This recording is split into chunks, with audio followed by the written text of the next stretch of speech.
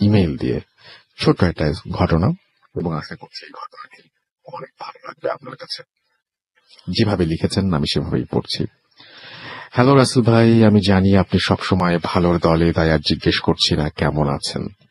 আমার বাড়ি ময়মনসিংহের গৌরীপুরে।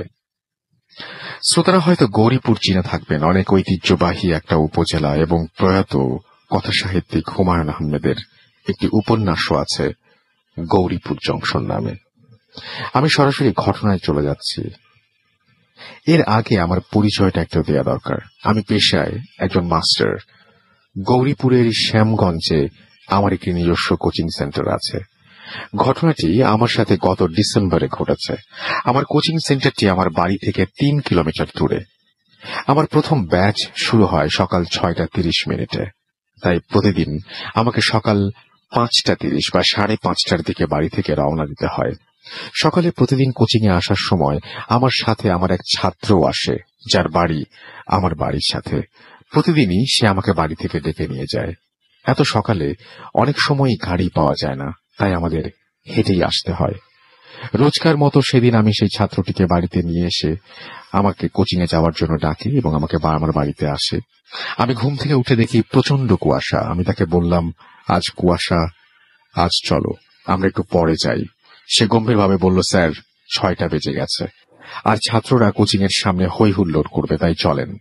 আমি আর কথা বাড়ালাম না, চোখে মুখে পানি দিয়ে জামা কাপড় বের হয়ে গেলাম। আমি হাঁটতে পারছিলাম না কুয়াশার কারণে। এই অবস্থায় রিক্সা কিংবা গাড়ি পাওয়ার কোনো সম্ভাবনাই নেই। আমি একটা সিগারেট ধরাতেই লাইটার আর প্যাকেট বের করলাম। সাথে সাথে ও বলল, স্যার সিগারেট ধরাবেন না, সিগারেটের ধোঁয়ায় আমার শ্বাসকষ্ট হয়। আমি একটু অবাক হলাম, এরকম কথা সে আগে কখনো বলেনি। আমি প্যাকেট আর লাইটার পকেটে রেখে দিয়ে ওকে বললাম, কিরে, আজকে সকাল সকাল গায়ে কি সেন্ট মেখেছিস? এত গন্ধ ছড়াচ্ছে কেন? সে কিছুই বলল না। প্রচন্ড কুয়াশার কারণে আমার হাঁটতে খুব অসুবিধা হচ্ছিল। আমি আমার ছাত্রটি সামনে সামনে হাঁটছিল, আমি তার পিছু পিছু হাঁটছিলাম। আমি অনেকক্ষণ ধরেই ওর পিছু পিছু হাঁটছি, কিন্তু রাস্তা শেষ হচ্ছিল না, আর কুয়াশাও যেন কমছিল না। 2-3 ঘন্টা হাঁটার পর আমরা একটা বাজারে এসে পৌঁছাই। বাজারটি আমার চেনা চেনা লাগছিল, আবার অচেনাও। বাজারের সকল দোকানই বন্ধ ছিল। দূরে একটি নিভু নিভু আলো জ্বলছিল। আমি ওকে জিজ্ঞেস করলাম, চল তো দেখি চা পাওয়া যায় কিনা। আমরা সেই দোকানটিতে গেলাম। একজন বৃদ্ধ লোক আছেন, সাথে 5-6 জন লোক বসে আছে, যারা সবাই ধবধবে পাঞ্জাবি পাজামা টুপি পরিহিত। আমি ভাবলাম ওনারা হয়তো ফজরের নামাজের জন্য এখানে এসেছেন। আমি বৃদ্ধকে জিজ্ঞেস করলাম, চাচা চা হবে? বৃদ্ধ লোকটি তাকিয়ে বললেন, আপনি বসুন, পানি এখনো গরম হয়নি, 3-4 মিনিট পরে দিচ্ছি। আমি বসলাম। আমার কেমন যেন সবকিছু ঘোরের মতো লাগছিল। আমার সাথে থাকা ছাত্রটি হুজুরের সাথে কি কথাবার্তা যেন বলছিল। প্রায় 10 মিনিট হয়ে গেল। আমি চা না পাওয়ায় একটু উঠে দাঁড়ালাম। ঠিক তখনই 4 জন লোক খাটিয়া নিয়ে আমার সামনে এসে রাখলো এবং বলল, চাচা চা দিয়েন। ঘটনা এখান থেকে শুরু। দোকানে বসে থাকা হুজুরটা খাটিয়ার পাশে গেল। আমি আগ্রহ নিয়ে দেখতে গেলাম এই সকালবেলায় আবার কার জানাজা হবে।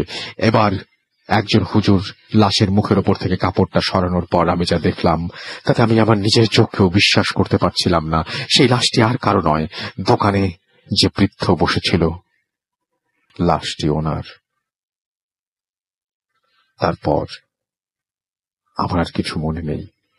যখন জ্ঞান ফেরে আমি তখন কোচিং সেন্টার থেকে 15 কিলোমিটার দূরে কাশীগঞ্জ বাজারের একটি চায়ের দোকানে, যে দোকানে চা বানাচ্ছিল একজন যুবক ছেলে।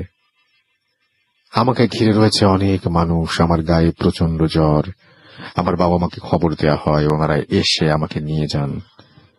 আমি টানা 15 দিন বিছানায় শুয়েছিলাম। ওই ছাত্রটিকে জিজ্ঞেস করার পরও ও বলল সেদিন শুক্রবার, তাই সে কোচিং বন্ধ ছিল, সে যায়নি। কিছুদিন আগে আমি আমার কিছু বন্ধু বান্ধব নিয়ে কাশীগঞ্জ বাজারের সেই চায়ের দোকানে যাই। দোকানদারকে বৃদ্ধের চেহারার বর্ণনা দিতে সে বলল সেই বৃদ্ধ তার পাশের বাড়ির এক দাদা, যে এই চায়ের দোকানটি চালাতো, তাকে 1971 সালে পাক হানাদার বাহিনী নাকি এই চায়ের দোকান।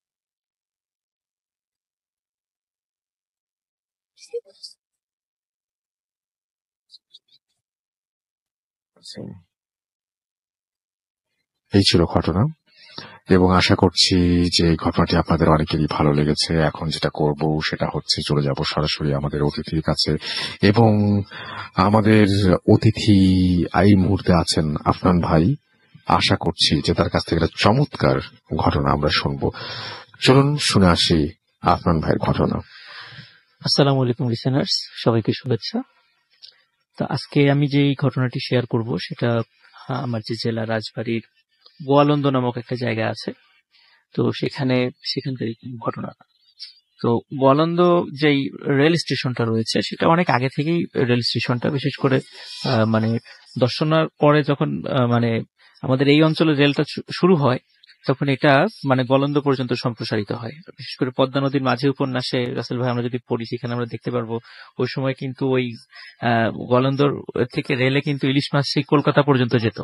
মানিক বন্দ্যোপাধ্যায়ের সেই হিসেবে বর্ণনা আছে। তো ওই সময় গোয়ালন্দের যেই রেল স্টেশনটা ওই সময় অনেক জাঁকজমকপূর্ণ ছিল আর কি। তখনও দৌলতদিয়া পর্যন্ত রেল লাইন বর্তমানে যেটা সেটা তখনও আসেনি আর কি। তো যদিও ঘটনাটা 1978 সালের ঘটনা, আমি ওই সময় এখন ফিরে যাচ্ছি। যার সাথে ঘটনাটি ঘটেছিল ওনার নাম হচ্ছে বজলুর রশিদ। তো সাধারণত গ্রাম অঞ্চলে নামগুলো মানে উচ্চারণের সুবিধার্থে মানুষ তাদের সুবিধা মতো করে উচ্চারণ করে। তো রশিদ নামটা সবাই রসু বলে তাকে ডাকতো। আচ্ছা। তো উনি পেশায় ছিল কুলি, যেহেতু ওই সময় গোয়ালন্দ স্টেশন রেল স্টেশনটা অনেক ব্যস্ততম একটা জায়গা ছিল। আর এখন যে নদীটা অনেক দূরে সরে গেছে, যারা ওদিক আসা যাওয়া করেন সেটা দৌলতদিয়া পর্যন্ত সরে গেছে। আগে কিন্তু নদীটা অত ছিল না, ওই গোয়ালন্দর কাছাকাছি ছিল, একদম ওখানে খুব কাছে ছিল। তো ওই সময় রেল স্টেশনে যে সব মালগুলো নামতো উনি সেগুলো মানে কুলি যেহেতু ছিল উনি মাল আনা নেওয়া করতো। তো ওই সময় সেই চুয়াডাঙ্গা দর্শনা ওখান থেকে রেলগাড়িগুলো আসতো, বিশেষ করে শাটল ট্রেন গুলো আসতো, সকালে আসতো আবার রাতে আসতো, এরকম দুটো ট্রেন চলাফেরা করতো ওই সময়। তো একদিন উনি সকালে দেখে যে একটি লোক বসে আছে রেল স্টেশনে, তো কারোর সাথে কথা বলছে না, খুব মন টন খারাপ করে বসে আছে। তো উনি প্রথম দিকে তেমন কোনো পাত্তা দেন না, এখানে এরকম অনেক লোকই সেখানে আসে যায়, এটা তার পাত্তা দেওয়ার কথাও নয়। তো দেখে যে পরে যখন দুপুর বেলা আসে দেখে যে একই জায়গায় লোকটা বসে আছে, আবার বিকালে যখন আসে একই জায়গায় বসে আছে। তখন উনি তাকে গিয়ে বলে যে আপনি কোথা থেকে আসছেন, সারাদিন দেখি একই জায়গায় বসা। তো উনি কোনো কথার উত্তর দেয় না। আচ্ছা। তো ইশারায় যতটুকু উত্তর দিল তাতে উনি বুঝতে পারলেন, মানে রসু বা বজলুর রশিদ বা রশিদ আর কি, যে উনি হয়তো কথা বলতে পারেন না, এতটুকু আর কি মনে হলো। তো উনি ইশারা ইঙ্গিতে বোঝালেন যে উনি শাটল ট্রেনের জন্য অপেক্ষা করছেন, সন্ধ্যায় যে ট্রেনটা আসবে ওটা আবার রাতে ছেড়ে যাবে, তো উনি ওই রাতের ট্রেনে চলে যাবে। তো এতটুকু বুঝালেন, মানে সেই ইশারা ইঙ্গিতে বোঝালো। তো আসল ভাই সন্ধ্যার সময় যে ট্রেনটা আসবে সে ট্রেনটা একটু দেরি হয়ে গেছিল। তো ট্রেনটা আসার পরে ওই যখন মালামাল গুলো ট্রেন থেকে নামানো হচ্ছিল, তো ওই রসু সাহেব উনি হঠাৎ চিৎকার চেঁচামেচির শব্দ শুনলেন, যে সবাই বলতেছে এই রেলে কাটা পড়েছে, রেলে কাটা পড়েছে। তো উনি তাড়াতাড়ি করে ওখানে গিয়ে দেখলেন ওই যে লোকটা সকাল থেকে বসেছিল ওখানে, ওই লোকটি সম্ভবত রেল ক্রস করতে গিয়ে বা কোনো কারণে পার হওয়ার সময় উনি ওখানে কাটা পড়ে মারা গেছে। আর তখন রসুল ভাই রাজবাড়ী জেলাটা তখন হয়নি, তখন বৃহত্তর ফরিদপুরের অংশ ছিল রাজবাড়ী। তখন ওই পুলিশ ওখান থেকে মানে লাশটা ফরিদপুরে নিয়ে যায়, সেখান থেকে পোস্টমর্টেম করে আবার ওখানে, যেহেতু ওখানে ওই স্পটে মৃত্যু হয়েছে, তখন আবার এখানে ফেরত দেওয়া হয়। আর আসল ভাই ওই রসুমিয়া কিন্তু একটা কাজ করতো, সেটা হলো যে সেই কুলি পেশার পাশাপাশি যদি কখনো কোনো লোক মারা যেত আশেপাশে কয়েকটা গ্রামের মধ্যে, তো উনি এই লাশটা গোসল দিতেন আর কি।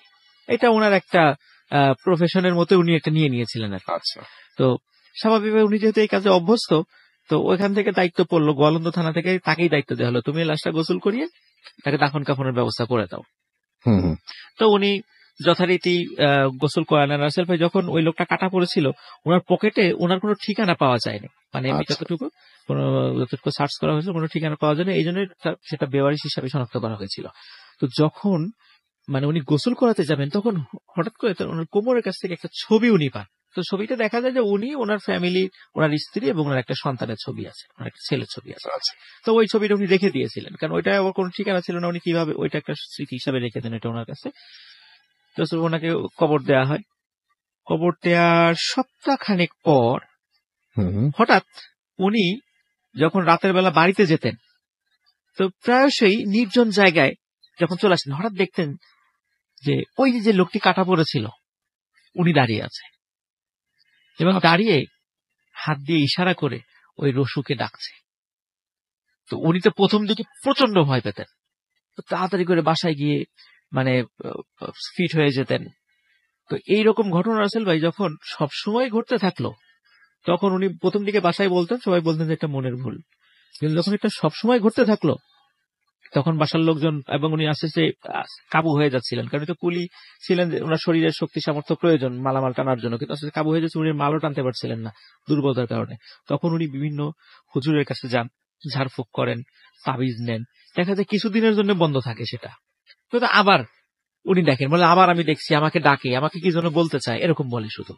আচ্ছা, এখন রাসেল ভাই মানে ওনার বাড়িতে একটা সমস্যা সৃষ্টি হলো, সেটা হলো রাতের বেলা হঠাৎ উনি দেখতেন, কারণ আমাদের কিন্তু আসলে আমরা মাঝে মাঝে দেয়ালে কিন্তু ঘরের মধ্যে রাতের বেলা টিকটিকি দেখি, ঘরের মধ্যে টিকটিকি ঘুরে বেড়ায়। তো উনি দেখেন যে অত্যন্ত বড় আকৃতির কিছু টিকটিকি ওনার ঘরের মধ্যে ঘুরে বেড়ায় মাঝে মাঝে, এবং অস্বাভাবিক রকমের বড়, ওটাকে টিকটিকি বলা যায় না, বড় মানে গৈসবের আকৃতির এরকম আর কি। তো ওনারা এটা দেখে খুব ভয় পেতেন, ওনার স্ত্রীও এটা দেখতে ভয় পেতেন, কিন্তু লোকজন যখন আসতো চিৎকার শুনে দেখে যে কিছুই নেই। তো এমনও হয়েছে রাসেল ভাই, উনি ঘুম ভেঙে দেখে ওনার বুকের উপরে ওই বড় আকারের টিকটিকিটা বসে আছে। তো আচ্ছা, এইরকম বিষয় যখন ঘটতে থাকলো, তারপর রাসেল ভাই কি হলো, মানে অনেক বড় আকৃতির ইঁদুর, যেটা সাধারণত অত বড় আকৃতির ইঁদুর হয় না কখনো, এটা ওনার ঘরের বিরুদ্ধে ঘোরাফেরা করতো। এরকম ওনারা দেখি প্রায়শই এই বিষয়গুলো দেখে ওনারা ভয় পেতেন। একবার ওনার স্ত্রী তো এই বিষয়টা ভয় পেয়ে, মানে এত ভয় পেয়েছিলেন বিষয়টা দেখে, বিশেষ করে ইঁদুর দেখে, যে উনি কিন্তু অনেকদিন কথাই বলতে পারেননি, মানে ওনার জবান বন্ধ হয়ে গেছে, অনেক ঝাড়ফুঁক করে সেটা করা হয়েছে। কিন্তু আসলে ভাই যতই ঝাড়ফুঁক করা হোক না কেন, ওই রসুর যে রসুমিয়া যেই লোকটাকে দেখতেন, এই লোকটাকে উনি দেখতেই থাকেন, এবং উনি খালি বলতে থাকেন যে তাকে যেন কি যেন বলার চেষ্টা করছে, কিন্তু বলতে পারে না। রাসেল ভাই এরকম কিন্তু যখন উনি অভ্যস্ত হয়ে গেলেন, তখন আর কিন্তু একটা সময় উনি ভয় পেতেন না, উনি আস্তে আস্তে এটাতে অভ্যস্ত হয়ে যান। তারপরে উনি একদিন চিন্তা করলেন যে এই লোকটার কাছ থেকে আমি একটা ছবি পেয়েছিলাম, তো আমার মনে হয় যে এই ছবিটার একটা রহস্য উনি বলতে চাচ্ছে, তার কাছে মনে হয়। তো তখন ওই ছবিটা উনি নিয়ে করেন, এবং যতদূর মানে উনি স্মরণ করার চেষ্টা করেন যে এই লোকটি কোথা থেকে এসেছিল। উনি যতদূর ইশারা করেছিলেন, ওনার মনে পড়ে যে কুষ্টিয়ার ওই পাশে। তো উনি চিন্তা করেন ট্রেনটা যেহেতু চুয়াডাঙ্গা থেকে আসে, হয়তো উনি চুয়াডাঙ্গা থেকে আসতে পারেন, এরকম উনি চিন্তা করেন। আচ্ছা, রাসেল ভাই উনি সেই মানে চুয়াডাঙ্গাতে চলে যান। চুয়াডাঙ্গাতে চলে যে ওই ছবি প্রায় 20 বছর পরে, রাসেল ভাই 20 বছর না, 19 বছর পর, 1997 সালে উনি চুয়াডাঙ্গাতে যান। চুয়াডাঙ্গাতে যাওয়ার পরে চুয়াডাঙ্গা সদরের নেমে যখন অনেক প্রবীণ কোন লোককে উনি দেখাতেন, সাথে সাথেই লোক চিনে ফেলেছে, মানে বেশ কয়েকজন চিনে ফেলেছে যে এটা কার ছবি। তখন বলে যে এই লোকটা তো আমরা চিনি, কিন্তু অনেকদিন আগে মানে বাড়ি থেকে রাগ করে চলে গেছিল, কিন্তু পরে আর তাকে খুঁজে পাওয়া যায়নি, এই ছবি আপনি কোথায় পেলেন? তখন এটা বলে, তখন তার ফ্যামিলির সাথে যায় দেখা করে, দেখে যে হ্যাঁ ওনার স্ত্রী আছে, ওনার সন্তানও আছে, অনেক বড় হয়ে গেছে সন্তান। তো তাদের কাছে বিষয়টা বলে যে তাদের বাবার এই সাথে এই ঘটনা ঘটছিল একটা অ্যাক্সিডেন্টে, যদি রাগ করে এসেছিল, পরে হয়তো বা চলে যাবে পরের ট্রেনে, কিন্তু সেটা যেতে পারে না, একটা দুর্ঘটনা ঘটে গেছিল রাসেল ভাই। তো রাসেল ভাই ঘটনাটা এখানে সমাপ্ত হয়ে যেতে পারতো, কিন্তু যখন ওনার ফ্যামিলির কাছে উনি যেটা বলেন, তখন কিন্তু রাসেল ভাই এই যে দীর্ঘ প্রায় 19 বছর ধরে উনি যে এই যে লোকটাকে দেখতো, এই দেখতো যে লোকটা কিছু বলতে চাচ্ছে, তখন এরপরে উনি আবারও তাকে দেখা শুরু করে এবং দেখে যে না, লোকটা কিছু বলতে চাচ্ছে না, লোকটা এখন শুধু দেখে ওনাকে দিকে তাকে খালি হাসে, ওই মৃত লোকটি তাকে দেখে হাসে, কিছু বলতে চায় না।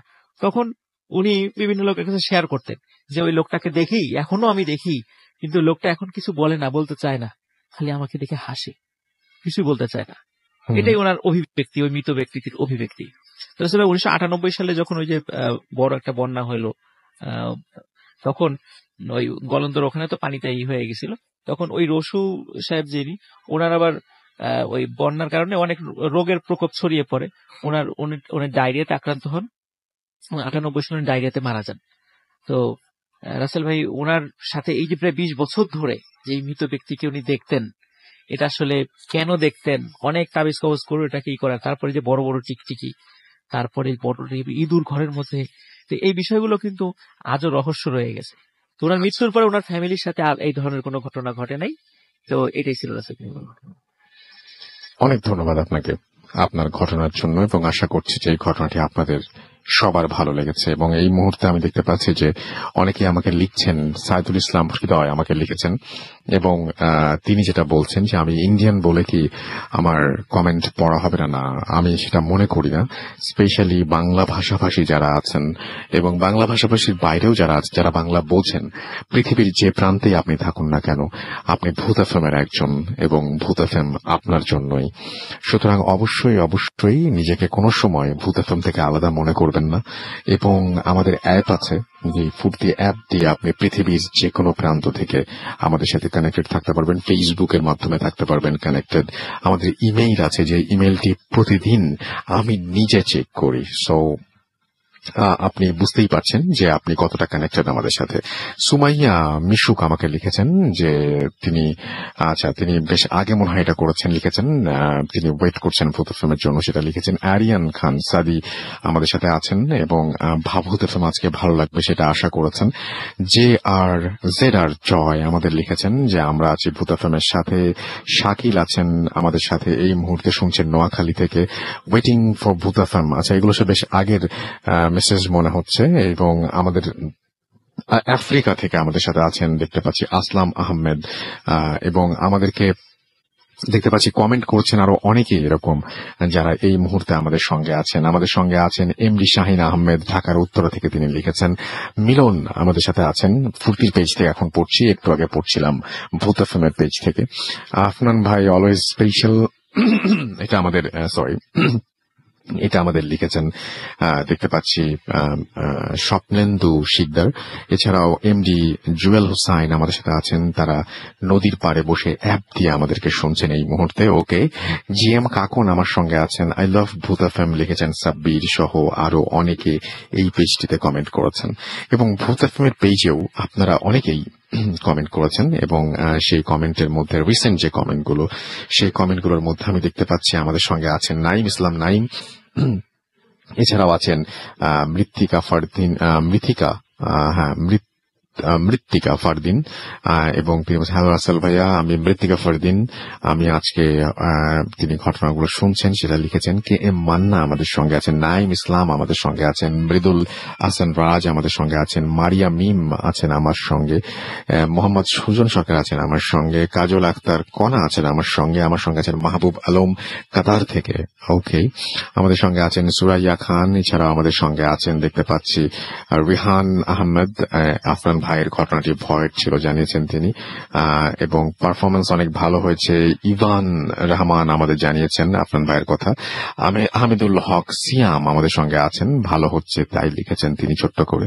এমডি শাকিল লিখেছেন আফরান ভাই কেমন আছেন, ডেফিনেটলি উনি ভালো আছেন, কিছু স্ট্রেস এর মধ্যে দিয়ে যাচ্ছেন, বাট আপনাদের দোয়া নিশ্চয়ই ওনার কাছে লাগবে। বগুড়া থেকে লিখেছেন আমাদেরকে এমডি রেশাদ খান। এছাড়াও সামি আহমেদ সানি আমাদের সঙ্গে আছেন আরো অনেকেই দেখতে পাচ্ছি। আমাদের সঙ্গে আছেন সাইফ আল হাসান সাদ, অ্যাপ দিয়ে শুনছেন এবং অ্যাপের ছবি আপলোড করেছেন। তো যাই হোক, আমরা চলে যাব আরো একটি ঘটনায়, এবং এই মুহূর্তে যে ঘটনাটি পড়ব সেটিও আমি চাচ্ছি একটা ইমেইল পড়ে ফেলতে।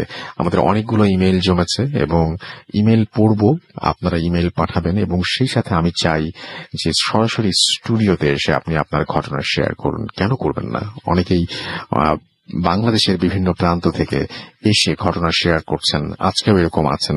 আপনি যদি ঢাকায় থাকেন বা অন্য কোনো প্রান্তেও থাকেন, ঢাকায় যদি বেড়াতে আসেন বা কোনোভাবে সম্ভাবনা থাকে ঢাকায় আসার, ডেফিনেটলি আমাদের স্টুডিওতে আসতে ভুলবেন না। এখন যে ঘটনাটি পড়ছি সেই ঘটনাটি এরকম। নমস্কার রাসেল ভাই, নমস্কার। আমি জানি আপনি সবসময় ভালোর দলে, তাই জিজ্ঞেস করলাম না কেমন আছেন। আশা করি ভালোই আছেন। আমি নীল বড়ুয়া ছদ্মনাম। আমার বাড়ি চট্টগ্রামে। আমি চাই না পরিচয়টা দিতে। আমার একটি ঘটনা আগেও আপনি পড়েছিলেন। ঢাকায় একটি প্রাইভেট চাকরি করি, তাই স্টুডিওতে এসে ঘটনা শেয়ার করতে পারবো না, তার জন্য দুঃখিত। আমি ভূত এফএম এর একজন নিয়মিত শ্রোতা। ধন্যবাদ রাসেল ভাই, একটি ভিন্ন রকমের আয়োজন করার জন্য ধন্যবাদ জানাতেই হয়, সুন্দর ব্যাকগ্রাউন্ড মিউজিকের জন্য। আমি যখন ঘটনাটি লিখতে বসেছি তখন চিন্তা করছি লিখবো নাকি লিখবো না, আমার ঘটনাটি শেয়ার করা হবে কিনা। কারণ এর আগে 2টা ঘটনা পাঠিয়েছিলাম, আপনি শেয়ার করেন নাই, হয়তোবা আপনার পছন্দ হয় নাই, সঠিক জানি না।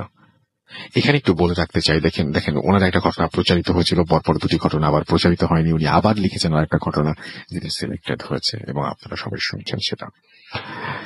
যাই হোক, উনি লিখছেন, তারপরও লিখতে বসছি, সত্য ঘটনা লিখছি, তাই জোরটা একটু বেশি। বিশ্বাস করা না করা যার যার ব্যাপার। এবার আসি ঘটনায়। ঘটনাটি আমার বড় বোনের সাথে ঘটে। 2005 সালের শেষের দিকের ঘটনা।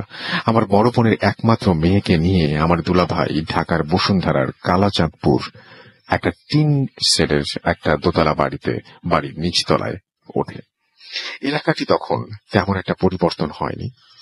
কয়েকটা বড় বড় ফ্ল্যাট ছিল, চারিদিকে নির্জন পরিবেশ। আমার দুলাভাই গুলশান 2 একটা বিদেশি কোম্পানিতে চাকরি করত। বাসা ওইখান থেকে বেশি সময় লাগে না, রিক্সা দিয়ে গেলে 20 মিনিটের মতো সময় লাগে, তাই বাসাটা বেছে নিতে হলো।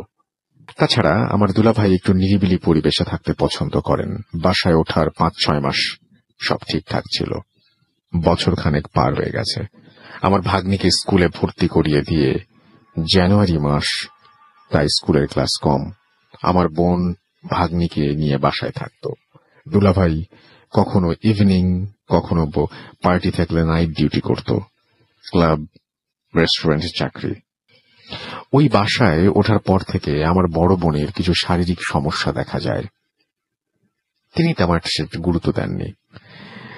যেমন ঠিক মতো খেতে পারতেন না, দুঃস্বপ্ন দেখে মাঝরাতে ঘুম ভেঙে যেত, আর ঘুম কম হতো না। ঘুম কম হতো, দিন দিন শুকিয়ে যাচ্ছিলেন, সব সময় অসুস্থ থাকতেন, ইত্যাদি ইত্যাদি। আমার দুলাভাই একজন ডাক্তার দেখান। ডাক্তার কিছু টেস্ট ও ওষুধ দেন। এভাবে অনেক দিন কেটে গেল, তেমন একটা উন্নতি হয় না। আমার ভাগ্নির স্কুল সকালবেলায় শেষ হয়ে যায়। রান্না শেষ করে মেয়েকে স্কুল থেকে আনার পর বাকিটা সময় বাসায় কখনো শুয়ে, কখনো বা টিভি দেখে কাটে। একদিন দুপুরবেলা আমার ভাগ্নি ঘুমোচ্ছেন, আর আমার পাশে আমার বড় বোন, তার পাশে আমার বড় বোন শুয়ে আছে। বাইরে থেকে কেউ যেন দরজায় টোকা দিল। আমার বোন দরজা খুলে দেখল একজন বয়স্ক বৌদ্ধ ভিক্ষু দাঁড়িয়ে আছে। ওনার সমস্ত শরীরে ছোট ছোট ফোস্কার মতো। আমার বোন তাকে বন্দনা জ্ঞাপন করে ভিতরে নিয়ে বসতে বললেন।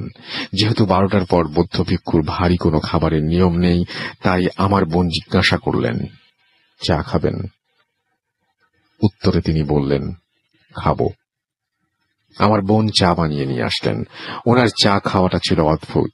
সাধারণত আমরা চা খাই, চায়ের যে পেয়ালা সেটা হাতে নিয়ে, এবং অন্য হাতে, একটা হাতে পিরিচ থাকে আর একটা হাতে পেয়ালা থাকে, এবং আমরা চা চুমুক দিয়ে খাই। কিন্তু উনি কাপটি না ধরে এক চুমুকে, পিরিচ সহই কাপটি না ধরে এক চুমুকে পুরো চাটা শেষ করলেন। মনে হচ্ছে শরবত খেয়েছেন। আমার বোন ব্যাপারটা গুরুত্ব দিলেন না। তখন ওই বৌদ্ধ ভিক্ষুটি বলল,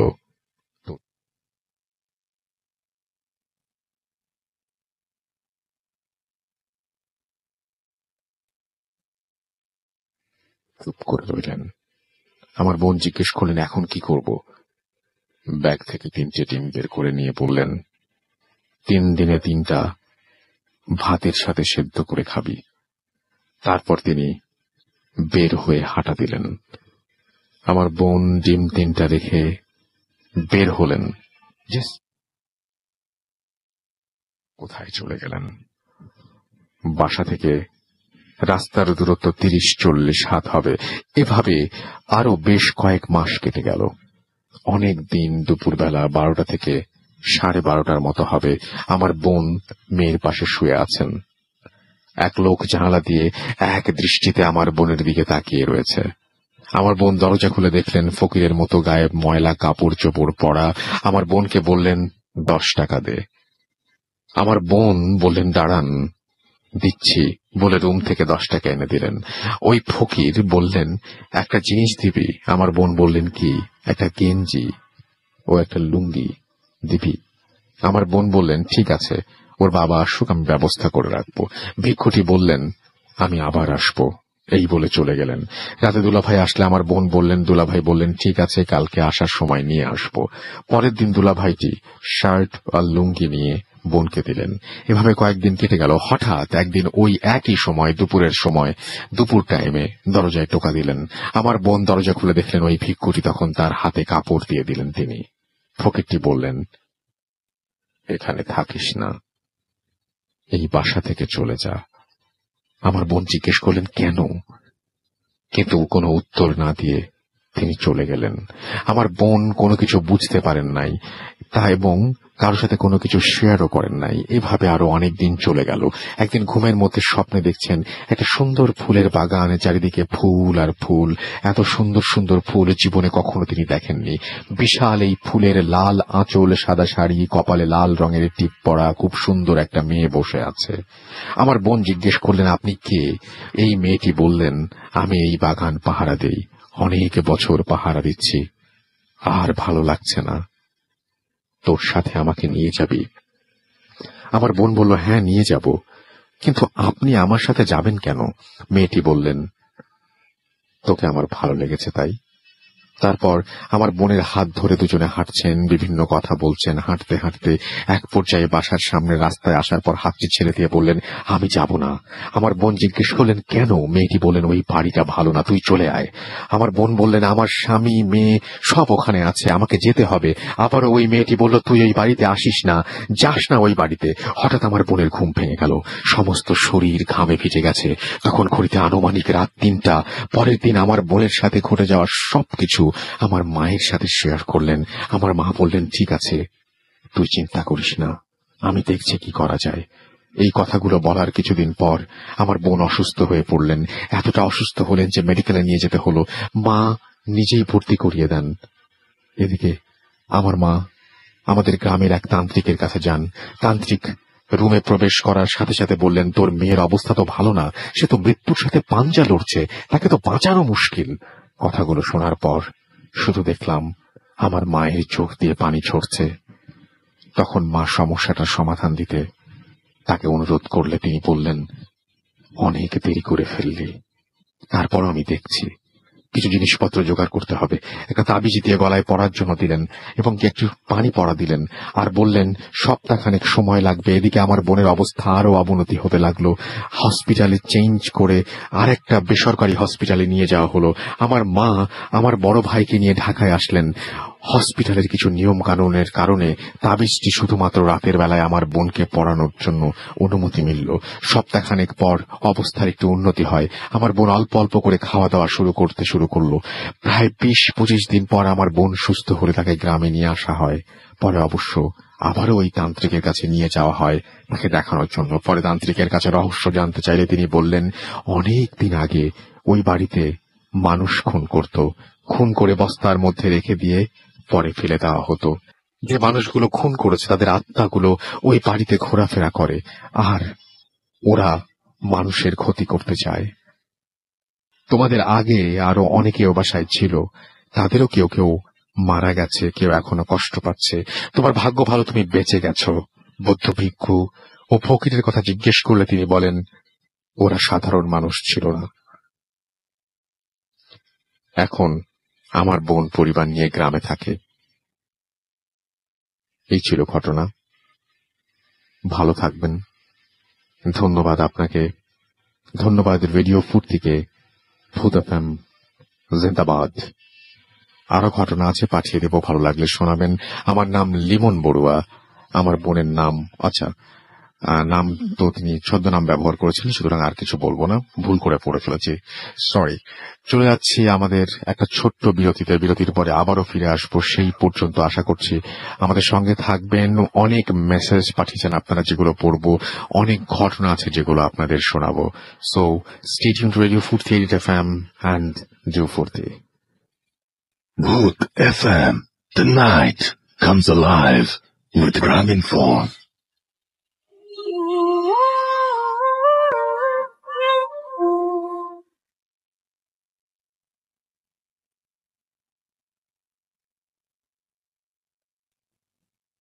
ওয়েলকাম ব্যাক।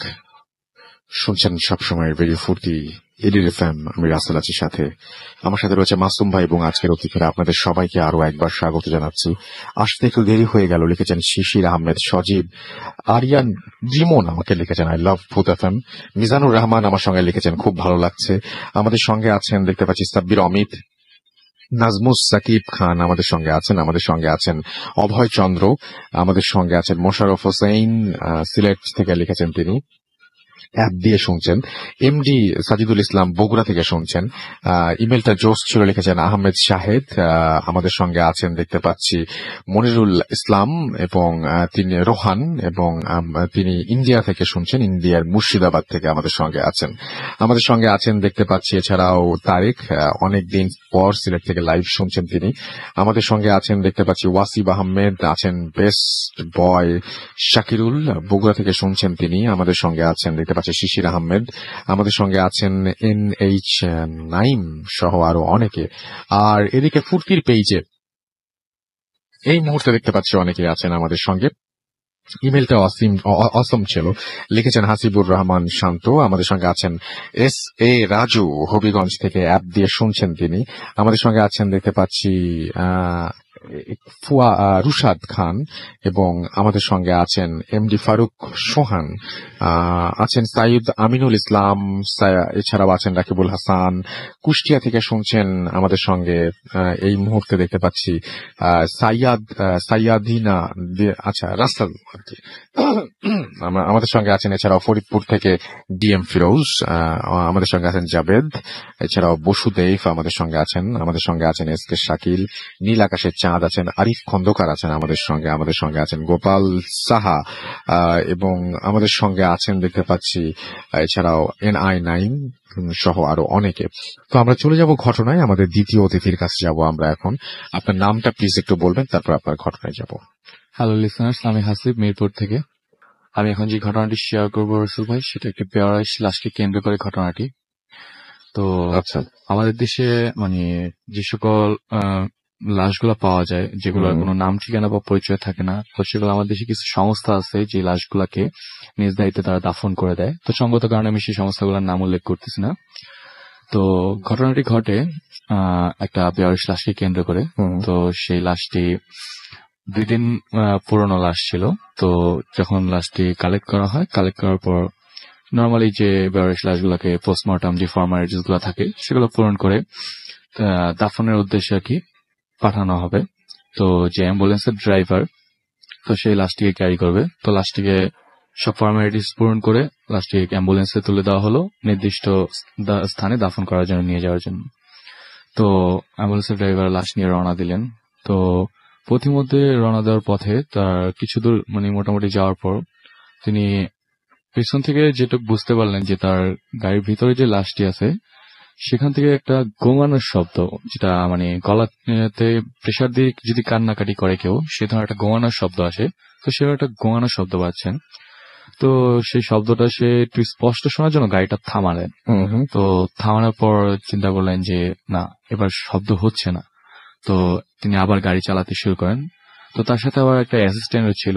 তো কিছু দূর যাওয়ার পর সে অনুভব করতে পারতেছে যে সে যখন ড্রাইভ করতেছে তার কাছাকাছি সিটের পেছনে কেউ একজন আছে যার নিঃশ্বাসটা সে অনুভব করতে পারতেছে। তো এর মতো এক পর্যায়ে সে তার ফ্রন্টে যে লুকিং গ্লাসটা ছিল সেটার দিকে তাকায়।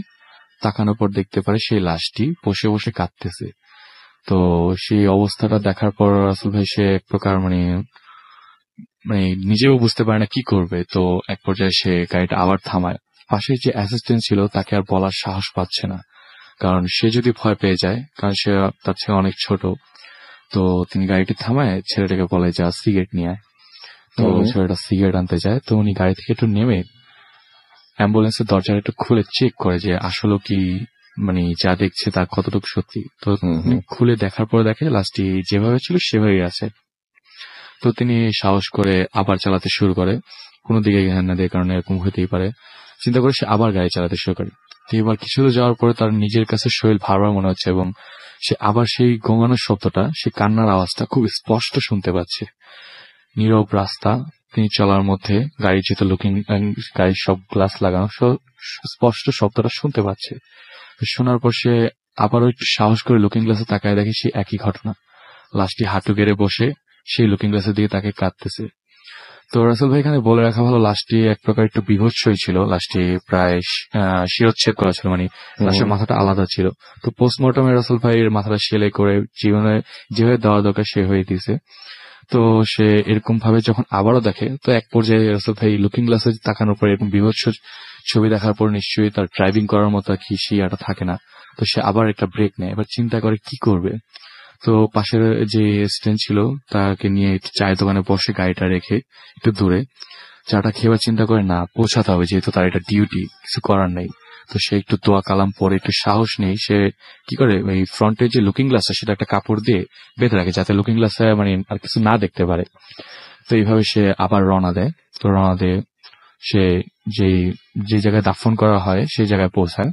তো দাফন করানোর জায়গায় যিনি থাকেন আর কি, রমিজ মিয়া, উনি ওই লাশগুলাকে নিজ দায়িত্বে রিসিভ করে নিজ দায়িত্বেই জানাজা করে তারপর দাফন কাফন সম্পূর্ণ করেন। তো ওই লাশটার অবস্থা রাসেল ভাই আমি আগেই বলেছিলাম যে মানে খুব বিভৎস অবস্থা, এটা একদম প্যাকিং করা, কোনোভাবে এটাকে গোসল দেওয়ানো সম্ভব না। তো রমিজ মিয়া ওদিন আসলে মানে নিজের ভুলবশতই বা যে কোনো কারণে লাশটা আর জানাজা দেওয়া হয়নি। তো লাশটাকে তিনি কোনোভাবে যেভাবে দরকার কয়েকজন ওনার 2 জন অ্যাসিস্ট্যান্ট থাকে কবর করার জন্য, তো খুঁড়ে লাশটাকে দাফন করেন। তো লাশটাকে দাফন করে সেদিন রাতে তিনি ঘুমান। তার ঘরটা ছিল রাসেল ভাই কবরস্থানের ভিতরেই, কবরস্থানের বাউন্ডারির ভিতরে তার ঘরটা, ছোট্ট একটা ঘর, সেখানে তিনি থাকতেন আর কবরস্থান দেখাশোনা করতেন। তো লাশটা দাফন করা সম্পূর্ণ হওয়ার পর সেদিন রাতে তিনি সবসময় মতো ঘুমাতে যান। তো ঘুমাতে যাওয়ার পরে ফজরের নামাজ পড়তে তিনি যখন ওঠেন দেখেন সেই নতুন কবরটা যেটা আজকে দাফন করছে সেই কবর থেকে মাটিটা খোঁড়া এবং লাশের যে হাতটা ছিল সেই হাতটা বের করা, একদম স্ট্রেটলি সোজা করে বের করা। তো এই জিনিসটা তিনি দেখে ফার্স্ট টাইম চিন্তা করেন যে না হয়তো বা কুকুর বা শিয়াল থাকে যে মাটি খুঁড়ে ফেলে, কিন্তু কবরস্থানটা পুরো বাউন্ডারি করা। তারপর তিনি যখন সামনে যায় তো রাসেল ভাই লাশ যদি হাত উঠে আসে, লাশ কিন্তু আমরা জানি দাফন করলে চটা দেয়, তারপর বাঁশ দিয়ে বিভিন্ন ভাবে দাফন করে রাখা হয় যাতে মানে ইয়ে করা না হয়। তো লাশটা একদম স্ট্রেটলি হাতটা এভাবে বের করা, মনে হচ্ছে যে কবরের সাথেই তার বডিটা লাগানো, এরকম অবস্থায়। তো ওই অবস্থায় সে দেখার পরে সে মোটামুটি মাটি দিয়ে এটাকে আবার কাভার করে ওইভাবেই রেখে আবার চলে যান ফজর নামাজ টামাজ পড়ে। তো পরের দিন রাতের বেলা যে হয় যে তিনি সেম জিনিসটাই এবার আবার দেখেন। এবার দেখার পর তিনি চিন্তা করেন যে এটা তো স্বাভাবিক কিছু না, কারণ এভাবে কিভাবে হয়। তো তিনি এই ভয়ে তো এবার হুজুরকে ডাক দেন, তাদের যে মসজিদের যে ইমাম হুজুর ছিল, তখন তিনি ডাক্তার দিয়ে তাদেরকে নিয়ে আবার বলে যে না ঠিক আছে, সে হয়তো ভুল হয়েছে, শিয়াল কুকুর তো উঠায় ফেলতে পারে লাশটা। তো লাশটাকে আবার ঠিকভাবে দাফন করা হলো।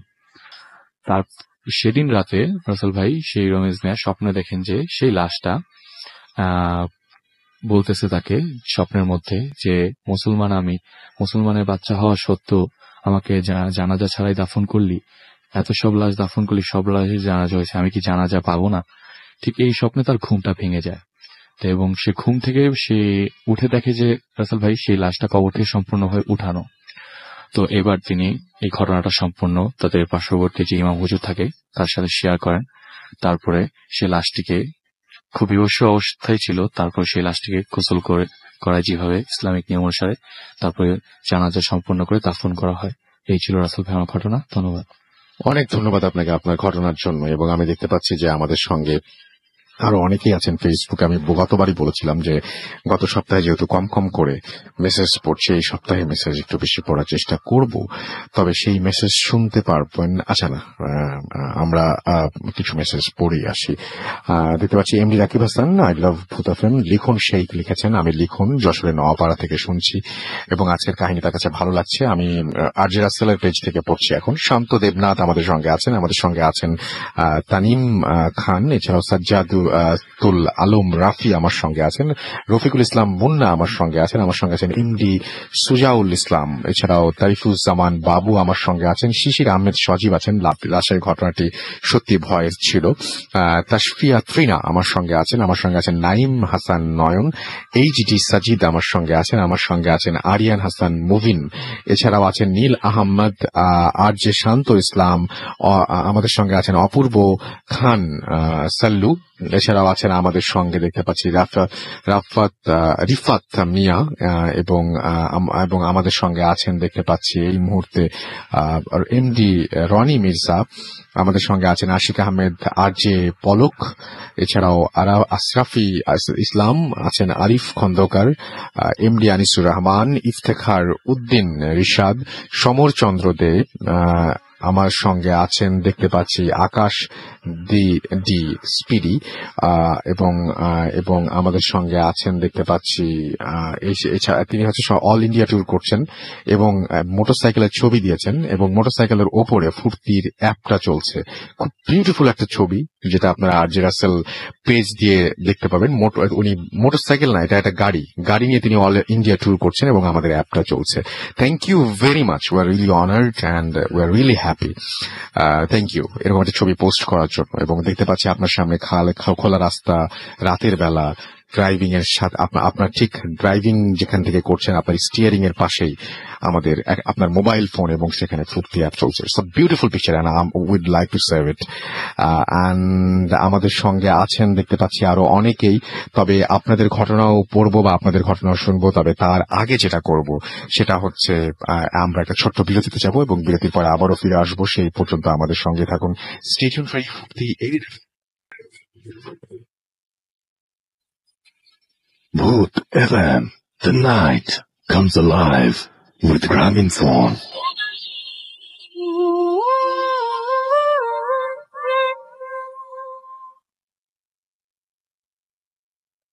Welcome back. শুনছেন সবসময়ের রেডিও ফুর্তি এফএম। আমি রাসেল আছি, সাথে আমার সাথে রয়েছে মাসুম ভাই এবং আজকের অতিথিরা। আপনাদের সবাইকে স্বাগত জানাচ্ছি ফুর্তি এফএম এ। এবং আমি এখন যেটা করব, সরাসরি চলে যাব আপনার ভাইয়ের ঘটনায় এবং আপনার ভাইকে তার সেকেন্ড ঘটনা বলার জন্য বা শোনানোর জন্য অনুরোধ করছি। সুযোগ দেওয়ার জন্য। রাসেল ভাই, আজকে মানে আমার 2013 সাল থেকে এ পর্যন্ত আসার মধ্যে সবচেয়ে হাস্যকর একটা ছবি পোস্ট হয়েছে, যে রাতের বেলা সানগ্লাস পরে আমি দিয়েছি। আসলে মানে কয়েকজন জোকসও করেছেন কমেন্টসে। আসলে আমি গত কয়েকদিন ধরে খুব মানে চোখের সমস্যায় ভুগছি, এই জন্যই আসলে এই অদ্ভুত প্রকৃতির ছবিটা তোলা। তো সবার কাছে দোয়া প্রার্থী, আল্লাহ যেন তাদের আমাকে সুস্থতা দান করেন। তো আসলে এখন যে ঘটনাটি শেয়ার করবো সেটা আমার রাজবাড়ী জেলারই ঘটনা। এটা রাজবাড়ীর পাংশা উপজেলার বাহাদুরপুর ইউনিয়নের ঘটনা। তো ওই রাজবাড়ীর বালিয়াকান্দি এবং পাংশা, সেটা অনেক স্বাধীনতার অনেক আগে থেকেই, মানে স্টিল নাও এখনো ওখানে পানের মানে ব্যবসাটা খুব ভালো। আমরা স্থানীয়ভাবে পান যেখানে চাষ হয় এটাকে আমরা মানে পানের বরজ বলি আর কি। এখন অন্য এলাকা হয়তো অন্য শব্দ ব্যবহার করতে পারেন, আমাদের এলাকাটাকে পানের বরজ বলে। বিশেষ করে বালিয়াকান্দি এবং পাংশাতে অনেক আগে থেকে অনেক পানের চাষ হতো। এখন যদিও সেটা অনেক কমে এসেছে আর কি। তারপরও মানে মুষ্টিমেয় কিছু অনেক লোক, মানে মোটামুটি কিছু লোক এটা চাষ এখনো করেন। তো আমার ঘটনাটা 1968 সালের ঘটনা, ওই পানের বরজ কেন্দ্রিক একটা ঘটনা। তো আসলে পানের বরজে ওই রাত জেগে আবার পাহারা দিতে হয়। কারণ হলো ওই যে অনেক সময় শেয়াল বা অন্য কিছু ঢুকে ওটা বেশ মানে ঝামেলা করে। কারণ পানের বরজের চতুর্দিক থেকে মানে পাটখড়ি দিয়ে বেড়া দেয়া থাকে, উপরে নিচে সব দিক থেকেই। সূর্যের প্রখর রোদ যেন ভিতরে পড়তে না পারে, যেন উপরে ছাদের মতো দেয়া থাকে। তো যাতে ভিতরে কেউ সহজে ঢুকতেও পারে না। কিন্তু অনেক সময় এই শেয়াল বা অন্য কিছু ঢুকে ওখানে বেশ ক্ষতি সাধন করে, এই জন্য পাহারা বসাতে হয় ওখানে স্বাভাবিকভাবেই। তো রাসেল ভাই, মানে ওখানে হঠাৎ তারা লক্ষ্য করলো যে বেশ কিছুদিন যাবত কিছু কিছু পানের বরজে মানে কিছু একটা ঢোকার পরে ওই পান গাছগুলো তছনছ করে ফেলে। আচ্ছা, কিন্তু পায়ের যে ছাপটা পাওয়া যায় এটা কোনো শেয়াল বা অন্য কিছুর পায়ের ছাপ না, এটা মানে মানুষের মতোই কোনো একটা পায়ের ছাপ, লম্বা লম্বা পায়ের ছাপ। আচ্ছা, তখন ওনারা কিছুতেই বুঝতে পারেন না কে এর ভিতর দিয়ে ঢোকে, কিভাবে বের হয়। তারা তো পাহারায় থাকে, কে আসে এখানে, তারা কিছুতেই এটা ধরতে পারেন না। এভাবে প্রতি রাত্রে তারা তাদের যার যার পানের বরজ আছে সেখানে পাহারা বসাতে থাকে। কিন্তু রাসেল ভাই, প্রত্যেক রাত্রেই কোনো না কোনো পানের বরজে এই ঘটনাগুলো ঘটতে থাকে। তারা কিছুতেই এটা ধরতে পারে না যে কে এই ঘটনাটা ঘটে, কিন্তু একই রকম পায়ের ছাপটা পাওয়া যায়। মানে কেউ হেঁটেছে এখানে, এরকম একটা এই পায়ের ছাপটা পাওয়া যায়। তো যখন রাসেল ভাই তারা কিছুতেই মানে শনাক্ত করতে পারছিল না, তখন চিন্তা করলো যে যেভাবেই হোক আমাদেরকে এটা ধরতেই হবে, কারণ এটা আমাদের ব্যবসা। ওখান থেকে রাসেল ভাই কিন্তু অনেক আগে থেকেই রাজবাড়ী, বালিয়াকান্দি এবং পাংশার পানগুলো বাংলাদেশের বিভিন্ন প্রান্তে যেত। তো তখন ওনারা মানে বেশ গ্রামের লোকজন একত্রিত হয়ে তারা মানে একটা কমিটি করে তারা এক একটা পানের বরজে একাধিক লোক যাতে চতুর্দিকে পাহারা থাকতে পারে, এই জন্য তারা এরকম একটাই করে। তো রাসেল ভাই, তো এক রাত্রে মানে একজন ওখানে কয়েকজন পাহারা ছিল, ঠিক তাদের বর্ণনা অনুযায়ী ঠিক ভোর যখন হবে ঠিক এমন সময় পানের বরজের ভিতরে কিছু খচখচ শব্দ তারা শুনতে পায়। তো শব্দ যখন শুনতে পারে রাসেল ভাই, তখন ওনারা দ্রুত যখন ওখানে গেছে তখন আসলে যে ওই যে কিছু টর্চ লাইট ছিল আর কি, মানে এটা কি টর্চ লাইট, হ্যাচাক বাতি বা এই টাইপের কিছু একটা বলে আর কি, অনেক আগে যেটা পাওয়া যেত আর কি। তো ওই টাইপের মানে কিছু মানে আলো নিয়ে ওনার সাথে সাথে ওখানে ঢোকে।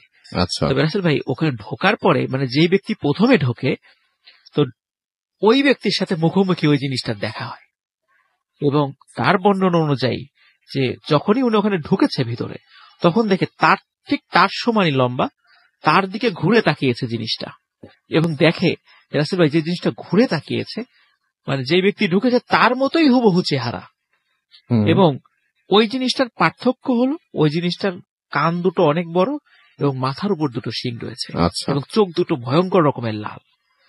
তো এই জিনিসটা দেখে উনি সেন্সলেস হয়ে ওখানে পড়ে, চিৎকার দিয়ে সেন্সলেস হয়ে পড়ে যান।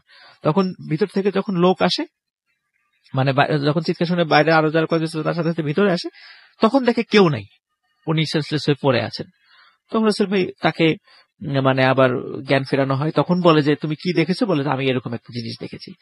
যখন রাসেল ভাই এই জিনিসটা মানে চারদিকে হয়ে যায় যে এরকম এই পানের বরজের মধ্যে এরকম মানে মানে ভৌতিক মানে হয়তো চিন্তা করে কোনো জানোয়ার টানোয়ার এরকম কিছু, তখন রাসেল ভাই মানে লোকজন রাতের বেলা মানে ওই যে মশাল জ্বালিয়ে তখন পাহারা দেওয়া শুরু করে। দেখো তারা কখনো দেখে কিনা, এটা পেলেই মনে করেন যে তাকে ধরবে। কিন্তু রাসেল ভাই মানে প্রতি রাত্রেই এর যখন প্রথম একজন ব্যক্তির সাথে দেখা হয়েছে তখন দেখা যায় প্রতি রাত্রেই ওইটার সাথে কারো না কারো দেখা হয়। আচ্ছা, এবং যেই দেখা হয় সেই সেন্সলেস হয়ে পড়ে যান, এবং দেখা যাচ্ছে যে প্রচন্ড জ্বর, এবং প্রত্যেকেই যার সাথে দেখা হয় প্রত্যেকেই মোটামুটি সপ্তাহ দুয়েকের মধ্যেই মানে তারা মারা যায়। মানে আসলে এটা ভয়েই মারা যায় বা অন্য কোনো কারণেও হতে পারে। তো আমরা ধারণা মানে তাদের ধারণা অনুযায়ী যে ওইটার কারণে ওইটার প্রভাবেই তারা মারা গেছে, এরকম একটা বিষয়। তখন রাসেল ভাই ওইখানে কি হয়, লোকজন ভয়ে যখন এটা ঘটতে থাকে লোকজন কেউ ভয়ে বলে যে আমরা আর পাড়ের বরজ পাহারা দেব না, কার সামনে পড়বে এই বিপদে হয়ে যাবে। তখন রাসেল ভাই ওখানে ওই সময়ে বেশ একজন বুজুর্গ ব্যক্তি ছিলেন, ওনার শরণাপন্ন হয় যে আসলে এটা সমাধান কি, এটা তো আমরা সমাধান করতে পারছি না। তখন উনি বলেন যে আসলে এই যে জিনিসটা যেটা এখানে এসেছে এটা একজন খুব বুজুর্গ ব্যক্তি এই জিনিসটাকে আটকে রেখেছিল। তো ওনার মৃত্যুর পর অনেক বছর পর কোনো না কোনো ভাবে সে ওটা থেকে ওই যে জিনিসটার মধ্যে আটকে রেখেছে সেখান থেকে সে বের হয়ে গেছে, এখন এখানে এসে সে এটা ডিস্টার্ব করছে। তখন বলে তার এটা থেকে তো সমাধান আমাদের প্রয়োজন। তখন বলে আসলে এটা সমাধানটা অনেক কঠিন, কারণ সে অনেক পাওয়ারফুল একটা মানে স্পিরিট আর কি, ওকে সহজে মোকাবেলা করা সম্ভব নয়। তারপরেও বলছেন যে আমরা আমি কিছু তদবির দিব, হয়তো এ থেকে ভালো হতে পারে। তো রাসেল ভাই মানে কিছু তদবির দেয়, কিছুদিন ভালো থাকে, আবার এরকম হয়, এরকম কিছু সমস্যা দেখা দেয়। তো এরপরে রাসেল ভাই যে ঘটনাটা ঘটতে থাকে সেটা হলো যে অনেক সময় রাতের বেলা কেউ বাসা থেকে বের হলে আবার এরকম তারা দেখতো উঠানে এরকম দেখা শুরু করলো। তখন মানে এলাকার মধ্যে একটা বড় ধরনের আতঙ্ক ছড়িয়ে গেল যে লোকজন এখন রাতের বেলা, কারণ ওই সময় তো আমরা জানি যে গ্রাম অঞ্চলে ওয়াশরুম গুলো সাধারণত বাসা থেকে একটু দূরে থাকে, তখন রাতের বেলা কেউ বাসা থেকে বেরিয়ে হতে চায় না, এরকম একটা ঘটনা রাসেল ভাই ঘটতে থাকে।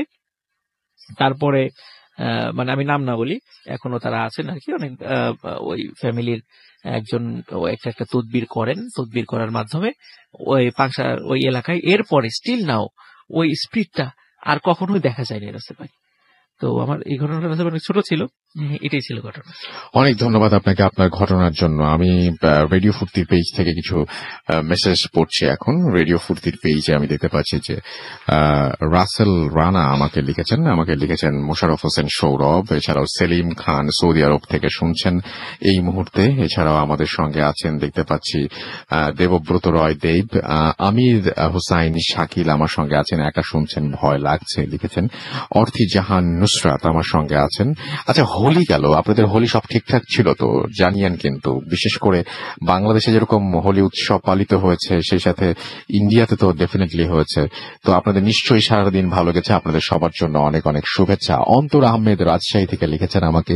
হৃদয় খান হৃদয় আমার সঙ্গে আছেন দেখতে পাচ্ছি আমিরুল রিফাত, এছাড়াও ফাবিহা জামান লাবণ্য আমার সঙ্গে আছেন SH শাহজালাল, এছাড়াও তানজিব আমার সঙ্গে আছেন রনি সরকার, আদ্রিতা, অনন্যা আমার সঙ্গে আছেন দেখতে পাচ্ছি নিঝুম তারা, এছাড়াও খুলনা থেকে শুনছেন তিনি, আমার সঙ্গে আছেন মিঠুন হুসাইন, এছাড়াও আছেন দেখতে পাচ্ছি আমার সঙ্গে এই মুহূর্তে Ripon Dey, Saim Sadat, MD Hasan, Israt Eva, Angel Himu, MD Neel Khan, Subrata Shuvo, আমার সঙ্গে আছেন দেওয়ান শরণ, আমার সঙ্গে আছেন MD Sabbir Rahman, Florence Smile আমার সঙ্গে আছেন, এই মুহূর্তে আছেন দেখতে পাচ্ছি মুতারিম মারওয়া, এবং তিনি ফার্স্ট টাইম শুনছেন রেগুলার ভূত এফএম, তিনি ফার্স্ট আমাদের লিখছেন বাট রেগুলার ভূত এফএম শোনেন, এবং আমাদের সঙ্গে ভয় পাচ্ছেন লিখেছেন মাজেদ আহমেদ প্রিন্স, ইকবাল হাসান আমার সঙ্গে আছেন নাফিসা নওরিন, কেমন আছেন জানিয়েছেন নোয়াখালী মাইজদি থেকে। এছাড়াও আমাদের সঙ্গে আছেন দেখতে পাচ্ছি জানাতুল ফেরদৌস সাফা, আছেন এমডি পারভেজ মুন্না চাঁদপুর থেকে শুনছেন, আমার সঙ্গে আছেন রিপন আহমেদ, আদিত্য রায়হান রাব্বি আছেন আমার সঙ্গে, জয় বিপ্লব, এছাড়াও রাজু আহমেদ আছেন আমার সঙ্গে আছেন দেখতে পাচ্ছি জিলান হাসনাত কিয়াস অথবা কায়াস, আচ্ছা আমাদের সঙ্গে আছেন দেখতে পাচ্ছি এমডি সাফিউল ইসলাম, আমার সঙ্গে আছেন আকাশ আহমেদ, হৃদয় খান হৃদয় আছেন আমার সঙ্গে, আছেন শান্ত আহমেদ, তারিকুল ইসলাম তারিক আছেন, রূপসা রয় ইন্ডিয়া থেকে শুনছেন, আমার সঙ্গে আছেন PRS নাসির, আমার সঙ্গে নাফিসা নওরিন আছেন, আরো অনেকেই আছেন। তো যাই হোক, পুরোটা সময় আমার সঙ্গে থাকবেন আশা করব, এবং এখন যেটা করব সেটা হচ্ছে ছোট্ট একটা বিরতিতে না, ছোট একটা ভালো একটা অডিও ক্লিপে যাব, বেশ বড়সড় একটা অডিও ক্লিপ, সেই অডিও ক্লিপের পরে আবারও ফিরে আসবো। সেই পর্যন্ত আশা করছি আমার সঙ্গেই থাকবেন। www.facebook.com/bhutfm.russell আমার পেজের অ্যাড্রেস, আমার নামের স্পেলিং হচ্ছে RUSSELL, আর আমাদের যে রেডিও ফুর্তির পেজটা রয়েছে সেটা হচ্ছে www.facebook.com/radio.furti, সেখানে ভূত এফএম একটি পোস্ট রয়েছে, এই পোস্টে আপনি লাইক দিতে পারেন, শেয়ার করতে পারেন, কমেন্ট লিখতে পারেন নিচে কমেন্ট সেকশনে। আর আমাদের ইমেল অ্যাড্রেস হচ্ছে bhutfm@radiofurti.fm, which is BHWTFM@radiofort.fm। আপনার নাম, ঠিকানা এবং ফোন নাম্বার সহ আপনার জীবনে ঘটে যাওয়া বা আপনার জানা সেরা ঘটনা লিখে পাঠিয়ে দিন আমাদের কাছে। ঘটনার শুরুতে অবশ্যই উল্লেখ করুন যে ঘটনাটা আপনি স্টুডিওতে এসে শেয়ার করতে চান, নাকি আপনি চান আপনার ঘটনা আমরা পড়ে শোনাই। যাই হোক, এরপরে যেটা করব সেটা হচ্ছে সরাসরি চলে যাব একটা অডিও ক্লিপে। সেই পর্যন্ত আমার সঙ্গেই থাকুন। স্টে টিউনড রেডিও ফুর্তি এফএম এন্ড জিও ফুর্তি।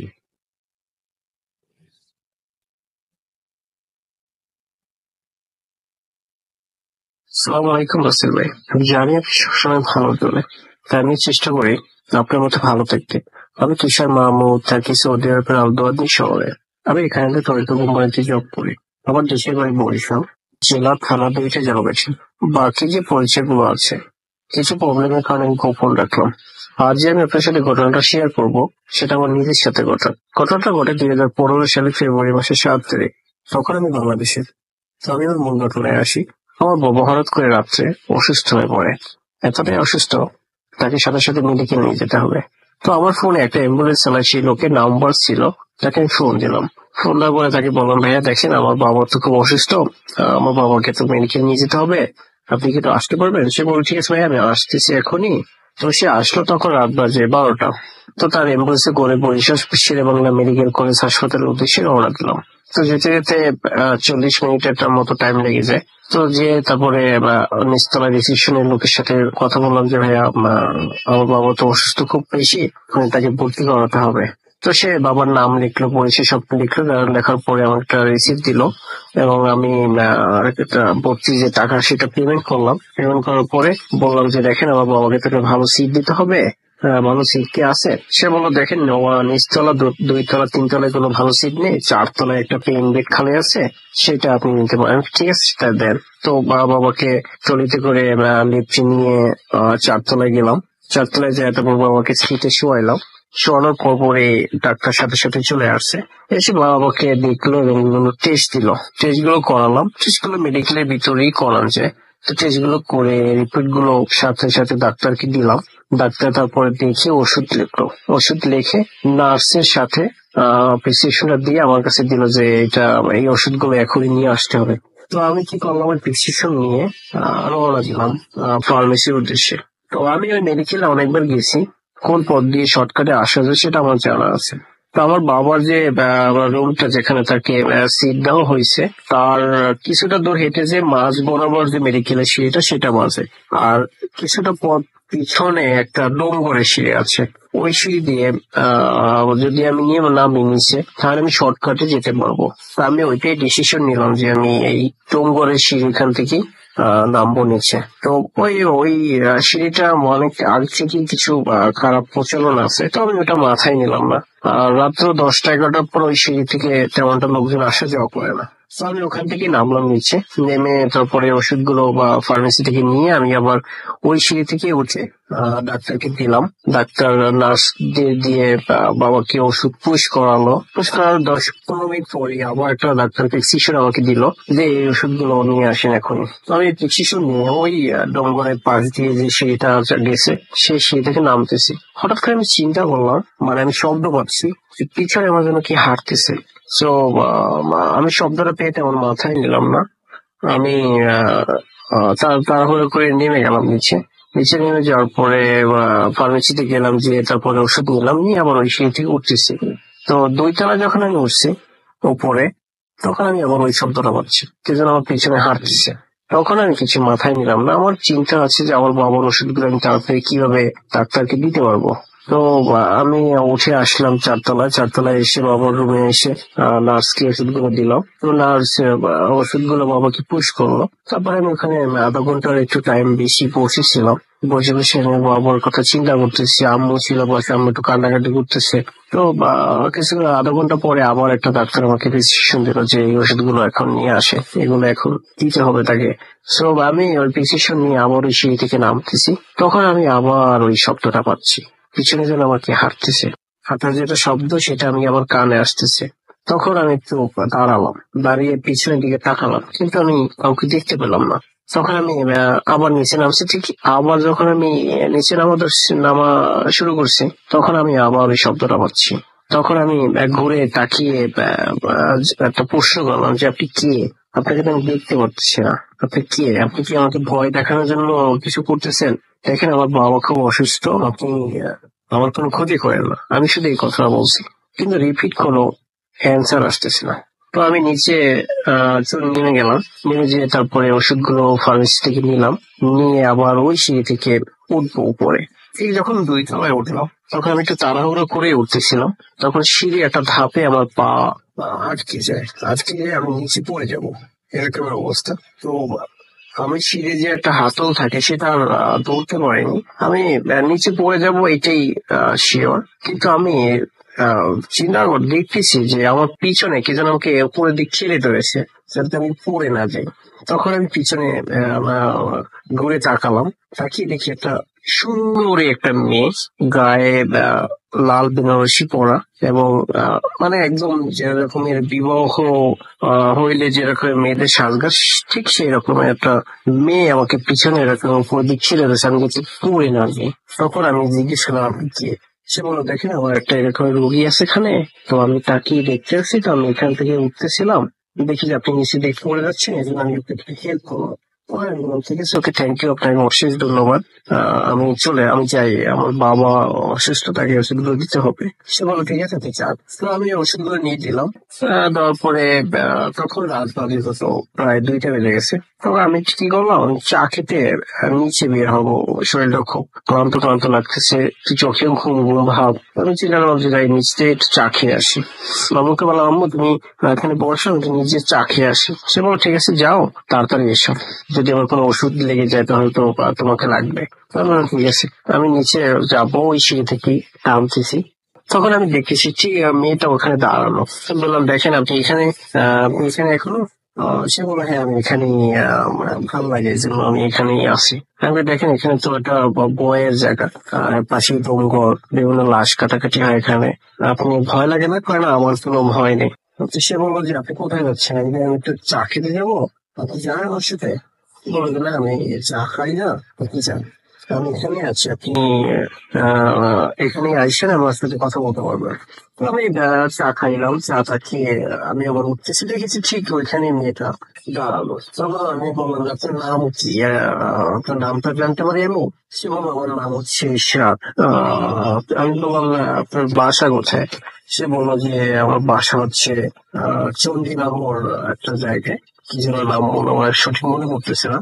তো সে রিপিটে আমার নাম জিজ্ঞেস করলো যে, আপনার নাম কি? আমি বললাম, আমার নাম তুষার। আপনার ফ্যামিলি মেম্বার, সব কথাবার্তা বলতেছি, অনেক কথাবার্তা বলতেছি। তো এর ভিতরে আম্মু আমাকে ফোন করে দিল, বাবা আসো, ডাক্তার আমার একটা প্রেসক্রিপশন দিয়েছে, ওষুধগুলো নিয়ে আসতে হবে। তো আমি তার কাছে বললাম, আমি কি এখন যাই? আমার বাবা মা আম্মু তো ফোন দিচ্ছে, আমার ওষুধ আনতে হবে আমার যে। সে বললো, ঠিক আছে আপনি যান, আমি এখানেই আছি। আমি চলে গেলাম, যে আমার প্রেসক্রিপশনটা নিলাম, নিয়ে আবার ওই ভিমগড়ের সিঁড়ি দিকে নামতেছি। তখন আমি ঠিক ওইখানেই মেয়েটাকে, যেখানে আমি দুইবার দেখছি দাঁড়ানো, ঠিক ওইখানেই দাঁড়িয়ে আছে। তো আমি বললাম, আমি চাই, আমি ওষুধগুলো নিয়ে আমার গিয়ে আপনার সাথে কথা বললাম, এখানে থাকেন। সে বলল, ঠিক আছে, আমি এখানেই আছি। তো আমি গেলাম ফার্মেসিতে, যে ওষুধটা নিয়ে আবার ওই সিঁড়ি থেকে উঠতেছি, দেখি মেয়েটা ওখানেই দাঁড়ালো। তখন আমি কোনো কথাবার্তা বললাম না, আমি চলে গেলাম আমার বাবার রুমে, যে ওষুধটা দিয়ে আমি বলছিলাম, আমার একটু ভালো লাগতেছে না, আমি হেঁটে আসি, যদি কিছু লাগে আমাকে ফোন দিও। তো এসে দেখি যে মেয়েটা ওখানেই দাঁড়ানো। ওখানে অনেক টাইম কথাবার্তা বললাম ওর সাথে, বিভিন্ন কথাবার্তা বলার পরে দেখি আমার চোখে একটু ঘুম ঘুম পাচ্ছে। তখন রাত বাজে প্রায় 4:30টার মতো। তো আমি কি করলাম, বললাম, দেখেন আমার তো একটু ঘুম ঘুম পাচ্ছে, আমি যাই একটু শুই, আমার সকালে আবার কিনা বিভিন্ন টেস্ট দেয়, তো করার পরে একটু সামথিং একটু বিশ্রাম নিতে হবে। তো সে বলো, ঠিক আছে আপনি চান, আপনার সাথে হয়তো আর দেখা হচ্ছে না, নাও হতে পারে। আমি কই, যদি ভাগ্যে বা থাকি তাহলে আমার দেখা হতেও পারে। তো আমি কথা বলে চলে আসলাম, আসেও দেখলাম যে আম্মু আপুর পাশে বসা। সে বললো, বাবা তুমি কি ঘুমাবে? তো আমার তো ঘুম ঘুম পাচ্ছে। সে বললো, ঠিক আছে, আমি একটা কার্পেট দিচ্ছি, তুমি এটা বিছিয়ে নিচে একটু শুয়ে থাকো, সামথিং একটু রেস্ট নাও। তো আমি এই কার্পেট বিছিয়ে নিচে একটু শুইলাম। শুতে শুতে আমার ঘুম পড়ে গেছে, মানে শরীর খুব ক্লান্ত। চারতলায় মানে মনে হয় 10 বার উঠছি নামছি, খুব ক্লান্ত লাগতেছে। তো আমি শুয়েছি বলে ঘুমিয়ে পড়ছি। তো সকালবেলা কত 9টা দিক দিয়ে আমি প্রচুর কান্নার আওয়াজ পাচ্ছি, এতটাই কান্না যে বলার মতো না। তো আমি ঘুম থেকে উঠলাম, ওঠার পরে বললাম, কি হয়েছে, কি কান্নাকাটি করতেছে? বলছে যে পাশে একটা মেয়ে ছিল বেঁচে, মেয়ে তো মারা গেছে। কই কি সমস্যা হয়েছিল? তো মেয়েটা তো এক জায়গায় বিবাহ ঠিক হয়েছিল, তো সে একটা ছেলেকে পছন্দ করতো, তো ওই ছেলেটার সাথে তার বিবাহ হয়নি দেখে সে বাচ্চার হচ্ছে বিষ খেয়ে আত্মহত্যা করছে। তো আমি বললাম যে, এটা কোনো কাজ করলো? তো আমি কান্নাকাটি শুনে আর নিজের মনটা খারাপ হয়ে গেল। তো আমার একটু মনে আমার একটু দেখতে ইচ্ছে হলো যে মেয়েটাকে একটু দেখে আসি, যে কি অবস্থা, কিভাবে কি হলো, আমি জিজ্ঞেস করি তাদের সাথে। তবে যাই হোক, মেয়েটার কাছে যে মেয়েটা মারা গেছে সেই মেয়েটার পাশে গেলাম, যাই হোক দেখছি যে মুখটা কাপড় দিয়ে ডাকলাম মেয়েটা। তো আমি গার্জিয়ানকে বললাম, একটু দেখতে পারি? তখন ওই গার্জিয়ান আম্মু আমাকে একটু দেখালো। আচ্ছা ভাই, আমি বিশ্বাস করবেন না, আমি ওর ফেসটা দেখে আমি এতটাই অবাক হয়ে গেছি যে বলার মতো না। দেখতেছি যে গতকাল রাত্রে যে মেয়েটা আমার সাথে ওই ডোমকলের পাশে বসে কথা বলছিল, ঠিক ওই মেয়েটাই, ওই লাল বেনারসি পরা, ওই অবস্থায়, এবং শরীরের সাজটাজ ওই একই অবস্থা। মানে আমি দেখে আমার আমার শরীর কিভাবে যেন স্তব্ধ হয়ে গেছে, যে মেয়েটার সাথে আমি রাত্রে কথা বললাম, সেই মেয়েটা এখন মৃত হয়ে এখানে শুয়ে আছে। এটা কিভাবে সম্ভব? তো আমি তাড়াহুড়ো করে আমার কাছে চলে আসলাম।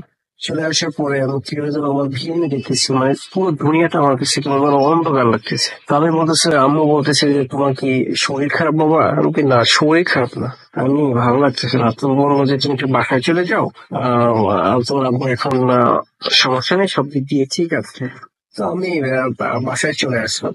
বাসায় চলে এসে আমার এতটা আসলে খারাপ লাগছিল বলার মতো না। আমি কি দেখলাম, কেন আমার সাথে এরকম হলো? আমি ওর সাথে রাত্রে অনেক টাইম কথা বললাম, তো কি আমার সাথে এসে কথা বলবো? এই প্রশ্নের উত্তরটা আমি পাচ্ছি না। তো ঘটনাটা এখানেই শেষ হয়ে গেল ভালো হতো রাসেল ভাই, কিন্তু শেষ হয়নি। আমি ওই ঘটনার পর আব্বু সুস্থ হলো, বাসায় নিয়ে আসলাম। বাসায় নিয়ে আসার পরে কত 10 দিন কি 15 দিন এরকমের সময় আমার ঢাকায় একটা কাজের জন্য যেতে হবে। তো আমি ঢাকা গেলাম। ঢাকা থেকে 5 দিন কি 6 দিন আমি ছিলাম ঢাকাতে। তো আমি বাড়ি আসলাম। বাড়ি এসে হঠাৎ আমি একদিন রাত্রে স্বপ্নে দেখতেছি যে যে মেয়েটাকে আমি জন্ম করে বসে দেখা হয়েছিল, ওই মেয়েটাকে আমি স্বপ্নে দেখতেছি যে সে আমার সাথে কথা বলতেছে। আমি তাকে নিয়ে একটা নদীর পাড়ে ঘুরতে গেছি। তার বাসায় আমি গেছি। আমি যাওয়ার সময় মিষ্টি নিয়ে গেছি। তো আমি এটা স্বপ্ন দেখলাম। স্বপ্ন দেখার পরে সকালবেলা আমার কি যেন মনে হলো যে কি আমি দেখলাম। এবং পরের দিন ঠিক রাত্রে আমি ঘুমিয়েছি, একই স্বপ্ন। আমার একটা সাইকেল ছিল, ওই সাইকেল করে একটা বাজারে গেলাম, এক প্যাকেট মিষ্টি কিনলাম। মিষ্টি কেনার পরে ওই মেয়েটার বাসায় গেলাম। তারপরে ও বাসায় যাই, তারপরে ওর সাথে নদীর পাড়ে ঘুরতে গেলাম। এরকমের 1 দিন, 2 দিন, 3 দিন, 4 দিন, একটানা 10 দিন একই স্বপ্ন আমি দেখতেছি। তো আমি দেখতেছি যে আমার এতটা ঘুম, আর কি বলবো, আমি মানে খুবই মগ্ন হয়ে যেতাম। আমার মানে শরীরে কোনো শক্তি হচ্ছে না, আমি এতটা ঘুমাচ্ছি। মানে আমি কোনো বিছনায় শুলেই আমি ওই স্বপ্নটা দেখা শুরু করতাম। এবং একচুয়ালি আমি ঠিক সকাল 12টা পর্যন্ত আমি ঘুমাইতাম। 7টা 10টায় আমি ঘুমাইতাম, সকাল 12টায় উঠতাম। এরকম সকাল যখন দুপুর 12টায় আমি উঠতাম। তো আমি দেখতেছি আমি স্বপ্নটা প্রতিদিন একই স্বপ্ন আমি দেখতেছি। তখন আমি একটা হুজুরের সাথে পরামর্শ নিলাম যে হুজুর, আমি তো এরকম এরকম দেখতেছি, আর আগে এরকম এরকম কাহিনী আমার সাথে হয়েছিল। সে আমাকে বললো, দেখো তুমি রাত্রে ঘুমানোর সময় আয়াতুল কুরসি পড়ে তারপর ঘুমিও। কিন্তু আমি আয়াতুল কুরসি পড়ে আর ঘুমাইছি, কিন্তু কোনো কাজ হচ্ছে না। একটানা আমি স্বপ্ন দেখতেই আছি, ঠিক একই স্বপ্ন। তো 15 দিন আমি একটানা একই স্বপ্ন দেখলাম। পরে আমার ওই সাইকেল চালিয়ে যেতে যেতে আমার শরীর ঘামিয়ে যেত। তো ও দেখে আমাকে কি করলো, আমাকে একটা মোটরসাইকেল গিফট করলো। এবার আমি কিন্তু যখন আমি স্বপ্নে দেখতেছি যে আমাকে একটা মোটরসাইকেল গিফট করলো, যে তুমি তো আসলে সাইকেল চালিয়ে আসতে অনেক কষ্ট হয়ে যায়, তুমি এখন থেকে মোটরসাইকেল নিয়ে আসবে। তো আমি মোটরসাইকেলটা নিলাম। মোটরসাইকেল নিয়ে ওই বাজারে যে প্রতিদিন আমি এক প্যাকেট মিষ্টি নিতাম। মিষ্টি কিনলাম। মিষ্টি কেনার পরে আমি ওই বাজার থেকে কিছুটা দূরে, তখন আমি যখন স্বপ্নটা দেখছিলাম রসুল ভাই, তখন আমি বাজারের নামটাও মনে ছিল। এবং একটা স্কুল আছে, ওই স্কুলের পাশ দিয়ে ওদের পাশে স্কুলটার নামও মনে ছিল, কিন্তু এখন আমার মনে নেই। সেটা আমি এখন পরে বলতেছি কি জন্য। সব আমি মোটরসাইকেল চালিয়ে ওই বাজারে গেলাম, মিষ্টি নিলাম, তারপর ওদের বাসায় গেলাম। এবং ওকে নিয়ে ওই নদীর পাড়ে, প্রতিদিন আমি নদীর পাড়ে যেতাম, মানে যখন আমি স্বপ্নে দেখতাম, স্বপ্নের ভিতরে। তো সকালবেলা দেখি স্বপ্নই আমার মোটরসাইকেল নেই, আমার সাইকেলই আছে। তার এখন দেখতে রাস্তায় একটা না, আমি 27 দিন ওই একই স্বপ্ন। আর আমি এতটা ঘুমাইছি যে অতিরিক্ত ঘুম কিন্তু শরীরের জন্য খারাপ। কিন্তু আমার শরীর শুকিয়ে যাচ্ছে আস্তে আস্তে, এবং আমার কিছু খেতে ইচ্ছে করে না, কিছু ভালো লাগে না, শুধু ঘুম আর ঘুম। 27 দিন আমি একই স্বপ্ন দেখলাম। দেখার পরে আমি 27 দিনের দিন আমি সকালবেলা একটু কাজ ছিল আমার বরিশালে, কাজটা করতে আমি সকালে রওনা দিলাম। আমার আস্তে আস্তে দুপুর হয়ে যায়। আমি বাসায় আসলাম, বাসায় এসে রান্না খাওয়া দাওয়া করলাম। খাওয়া দাওয়া করে একটু বিশ্রাম নিলাম, যে না একটু শুই বিছানায়। কারণ তখন আমি এই 27 দিন যে আমি স্বপ্ন দেখছি, তখন আমি দিনে ঘুমাইনি, কারণ আমার শুধু ভয় আছে ভাই, যে একই স্বপ্ন আমি প্রতিদিন দেখতেছি। যদি আমি দিনের বেলা ঘুমাই তখন আমি তো একই স্বপ্ন দেখবো। এই জন্য আমি দিনের বেলা ঘুমাইতাম না। So, দিনের বেলা ওই 27 দিনের দিন আমি যখন খাওয়া দাওয়া করে একটু বিছানায় বসে মানে শুইছি, একটু শরীরটা ক্লান্ত, একটু শুই, তারপরে বাইরে বের হবো। আমি শুয়েছি, বাড়ি ঘুমিয়ে পড়ছি। ঘুমিয়ে পড়ার পরে ঠিক আমি একই স্বপ্ন দেখতেছি যে 27 দিন আমি দেখছিলাম। কিন্তু আজকে ওকে নিয়ে আমি যখন নদীর পাড়ে গেলাম, অনেকক্ষণ কথা বললাম, বলার পরে আমাকে বললো যে তোমার সাথে আজকে আমার হয়তো দেখা নাও হতে পারে। আমি বললাম কেন? বলে যে না, হয়তো নাও হতে পারে, তুমি ভালো যেত, তোমার আমি জীবনে কোনো ক্ষতি করব না, তোমার যদি কোনো উপকার আমার লাগে তাহলে তুমি আমার স্মরণ করো, তাহলে আমি দেখবো যে তোমার সেই কাজটা হয়ে গেছে।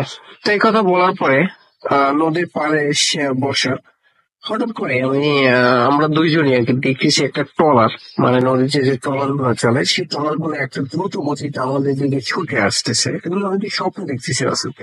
ছুটে এসে ঠিক আমাদের দুইজনের মানে ট্রলারটা গায়ে উঠিয়ে দিল। তখন আমার ঘুমটা ভেঙে যায়।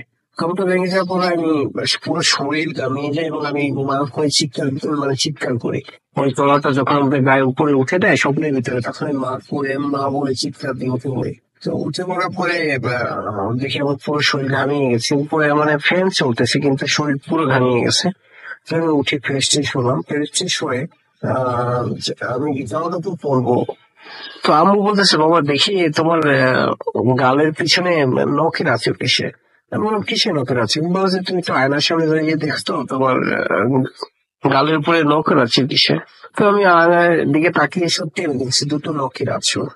মানে এই জন্য আসল দুটো হয়েছে আমি নিজেও বলতে পারি না। আমি নিজে হাত দিয়ে নিজে দিচ্ছি সেটাও আমি বলতে পারি না। তো আমি খুঁজের কাছে আবার সিজে খুঁজের কাছে আগে শেয়ার করছিলাম, তাকে কাছে গেলাম, সে বললাম দেখো তোমার হয়তো প্রবলেমটা আজ থেকে সলভ হয়ে যাবে, তুমি টেনশন করে নিয়ে আর নখের আসলে হয়তো তোমার একটা সিটিও হয়ে যেতে পারে। সব আমি আসলে পরের দিন থেকে আর কোনো এরকমের স্বপ্ন দেখিনি। আর আমি আজ পর্যন্ত মনে করতে পারছি না আমি কোন বাজারে গেছিলাম, কোন স্কুলে পড়ে গিয়ে আমি গেছিলাম, সেটা এখনো আমার মনে পড়তেছে না। আর ওই মেয়েটার ছবি আমার কাছ থেকে আর কোনো মনে পড়ে না যে সে কি রকমের দেখতে ছিল, কি রকমের ফেস ছিল। সো এই হচ্ছে আমার লাইফের ঘটনা। তো রাসেল ভাই ভালো থাকবেন, আর দোয়া করে যেন এরকমের বলতে 100 বছর পর্যন্ত টিকিয়ে রাখতে পারেন। আর আমি বলতে শুনে 2011 সাল থেকে এখন পর্যন্ত চলে যাচ্ছি। আমি এখন সৌদি আরব আছি। আমি হয়তো সবসময় লাইভ শুনতে পারি না, কিন্তু ডাউনলোড করেও শুনি। সো ভালো থাকবেন সবাইকে, সবার জন্য দোয়া রইল। আল্লাহ হাফেজ, সালাম আলাইকুম।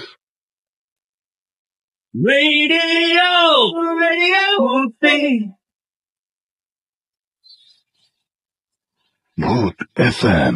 The night comes alive with Graminphone.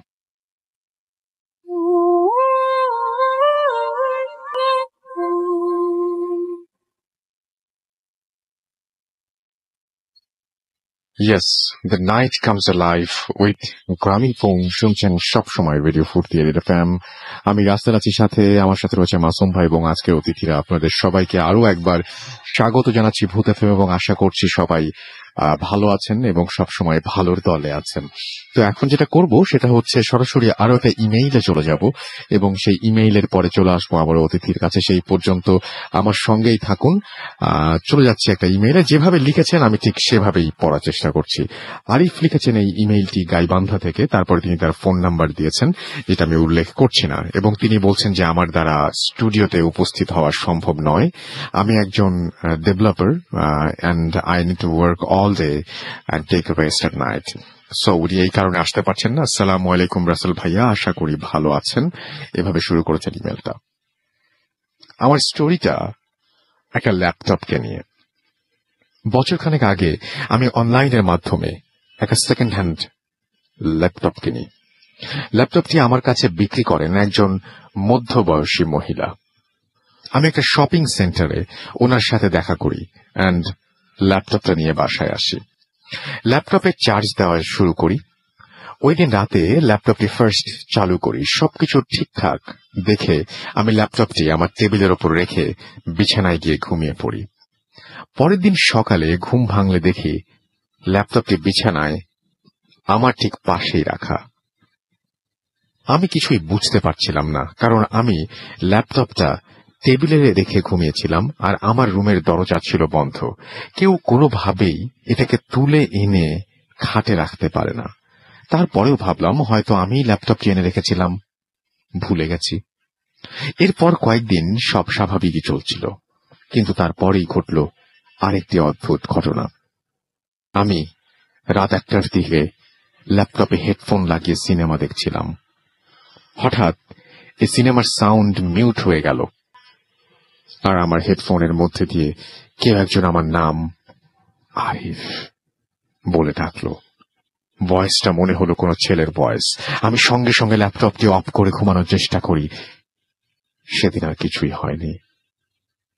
ওই ঘটনার পর আমি ল্যাপটপটা কয়েকদিন ইউজ করিনি। এরপর এক সময় ল্যাপটপটি আবারও ইউজ করা শুরু করি। সবকিছু ঠিকঠাক যাচ্ছিল। একদিন রাতে ল্যাপটপটা টেবিলের ওপর রেখে ঘুমিয়েছি। মাঝরাতে হঠাৎ চোখে পড়ল ল্যাপটপের শিল্ড তোলা আর স্ক্রিনে দুটো চোখ আমার দিকে তাকিয়ে আছে। আমি কোনো কিছু না চিন্তা করে দোয়া পড়ে চুপচাপ শুয়েছিলাম। পরের দিন ভোরবেলা দেখলাম ল্যাপটপের শিল্ড নামানো। বুঝতে বাকি রইল না, ল্যাপটপটা সাধারণ কোনো ল্যাপটপ নয়। আমি মোটামুটি ভালোই সাহসী। ল্যাপটপটা তাই ওই দিন রাতে অন করে দেখতে বসলাম যে কি হয়। আমি সিনেমা দেখা শুরু করলাম। সিনেমার এক পর্যায়ে থেমে গেল আর স্ক্রিনটা দেখলাম দুটো চোখ। আমি এবার পায়ের ওপর ল্যাপটপটা নিয়ে বসে আছি আর আর তাতে দুটো চোখ দেখা যাচ্ছে। বুঝতেই পারছেন কতটা ভয়াবহ ব্যাপার। তারপরও সাহস করে আমি তাকিয়েছিলাম। আমার সারা শরীরে উত্তেজনা বয়ে যাচ্ছিল। একটু পরে ল্যাপটপের ওয়েবক্যাম অন হয়ে গেল। দেখতে পারলাম মনিটরে আমার ঠিক পাশেই আরেকজন বসে আছে, কিশোর বয়সী একজন অপরিচিত ছেলে। অথচ বাস্তবে আমার পাশে কেউ ছিল না। আমি সেদিনের মতো ল্যাপটপটি রেখে অন্য ঘরে গিয়ে ঘুমোলাম। পরের দিন ভোর হতেই ল্যাপটপটি সেই মহিলাকে ডেকে ফোন দিলাম, যিনি ল্যাপটপটি সেলার। ওনাকে জিজ্ঞেস করলাম ল্যাপটপটি আসলে কার। উনি জানালেন ল্যাপটপটি ওনার ছেলের ছিল, সে সুইসাইড করেছিল। ল্যাপটপটা অনেকদিন এমনিতেই পড়েছিল, তাই তার ফ্যামিলি মেম্বাররা ল্যাপটপটি বিক্রি করে দেয় যেন কম পয়সায় সেকেন্ড হ্যান্ড ল্যাপটপ পেয়ে কোনো গরিব ছেলে বা মেয়ে উপকৃত হয়। আমি তাকে ল্যাপটপের অদ্ভুত ঘটনার ব্যাপারে সব জানিয়ে বললাম যে আমি ল্যাপটপটি ফেরত দিতে চাই, আমাকে অর্ধেক টাকা ফেরত দিলেই চলবে। মহিলা ল্যাপটপটি ফেরত নিলেন, কিন্তু অর্ধেক টাকার বদলে তিনি পুরো টাকাই ফেরত দিয়ে দিলেন। বুঝতে পারলাম তারা বেশ ভদ্রলোক। ল্যাপটপটির একটা ছবি আমার কাছে ছিল। মনের ভয়ে সে ছবিটি আমি ডিলিট করে দেই। মহিলার নাম্বারও ফোন থেকে মুছে ফেলি। এটা আমার জীবনের বাস্তব অভিজ্ঞতা। আমার মনের ভুল অথবা বাস্তব যাই হোক না কেন, তা আমি আজও নিশ্চিত হতে পারিনি। যদি মনে হয় ঘটনাটি উল্লেখ করার মতো, তবে পড়ে শোনাবেন। আসসালামু আলাইকুম, ভালো থাকবেন। আপনিও ভালো থাকবেন এবং চমৎকার এই ঘটনাটি পাঠানোর জন্য আপনাকে অনেক অনেক ধন্যবাদ। একটা ছোট্ট বিরতিতে চাই, অনেক সময় তো হলো, একটা ছোট্ট বিরতিতে যাই, তবে একটা ছোট বিরতিতে যাই, তারপরে কিছু মেসেজ পড়বো, তারপরে আমাদের অতিথিদের ঘটনা শুনবো। সেই পর্যন্ত আশা করছি আমার সঙ্গেই থাকবেন। স্টে টিউনড টু রেডিও ফুর্তি FM and do ফুর্তি। Bhoot FM. The night comes alive with Graminphone.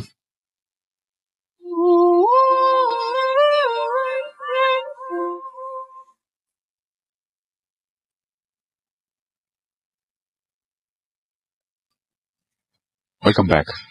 The night comes alive with Grameenphone শুনছেন সবসময় রেডিও ফুর্তি FM। আমি রাসেল আছি সাথে, আমার সাথে রয়েছেন মাসুম ভাই এবং আজকের অতিথিরা। আপনাদের সবাইকে আরো একবার স্বাগত জানাচ্ছি এবং সেই সাথে আমি আপনাদের কিছু মেসেজ পড়তে চেয়েছিলাম, বলেছি সেটা পড়ছি। আশিকুর রহমান মিশন আমাদের সঙ্গে আছেন নুসরাত মালা, এইচএসসি এক্সাম তাও তিনি শুনছেন। সোহেল রানা সোহান আমাদের সঙ্গে আছেন। আমি যাদের এক্সাম তাদেরকে বলবো যে ভূত এফএম আপাতত অ্যাভয়েড করুন, পড়াশোনা করাটা অনেক জরুরি এবং তারপরে আবারও ফিরে আসুন। এসকে হেদায়তুল্লাহ, তিনি ইন্ডিয়ার কলকাতা থেকে শুনছেন অ্যাপ দিয়ে। মুন্না সরকার আমার সঙ্গে আছেন মিজানুর এবং তিনি বলছেন স্টোরিগুলো ভালো হচ্ছে। এবং আমাদের সঙ্গে চন্দন মণ্ডল আছেন, তিনি লিখেছেন অতটা ভয় লাগলো না। আমাদের সঙ্গে আছেন শেখ আমিনুর ইসলাম, গাজীপুর থেকে শুনছেন তিনি। আমাদের সঙ্গে আছেন এমডি সুজাউল ইসলাম এবং আমাদের সঙ্গে আছেন মনোজ রয়, তিনি আমাদের সঙ্গে আছেন এবং আমাদের সঙ্গে আছেন দেখতে পাচ্ছি এছাড়াও আরো অনেকেই। আচ্ছা, মনোজ রয়ের ব্যাপারটা হচ্ছে তিনি লিখেছেন আই লাভ ইউ বাংলাদেশ, আমি ইন্ডিয়ার গুজরাট থেকে শুনছি। Thank you so much. অনেক দূর থেকে শুনছেন আপনি।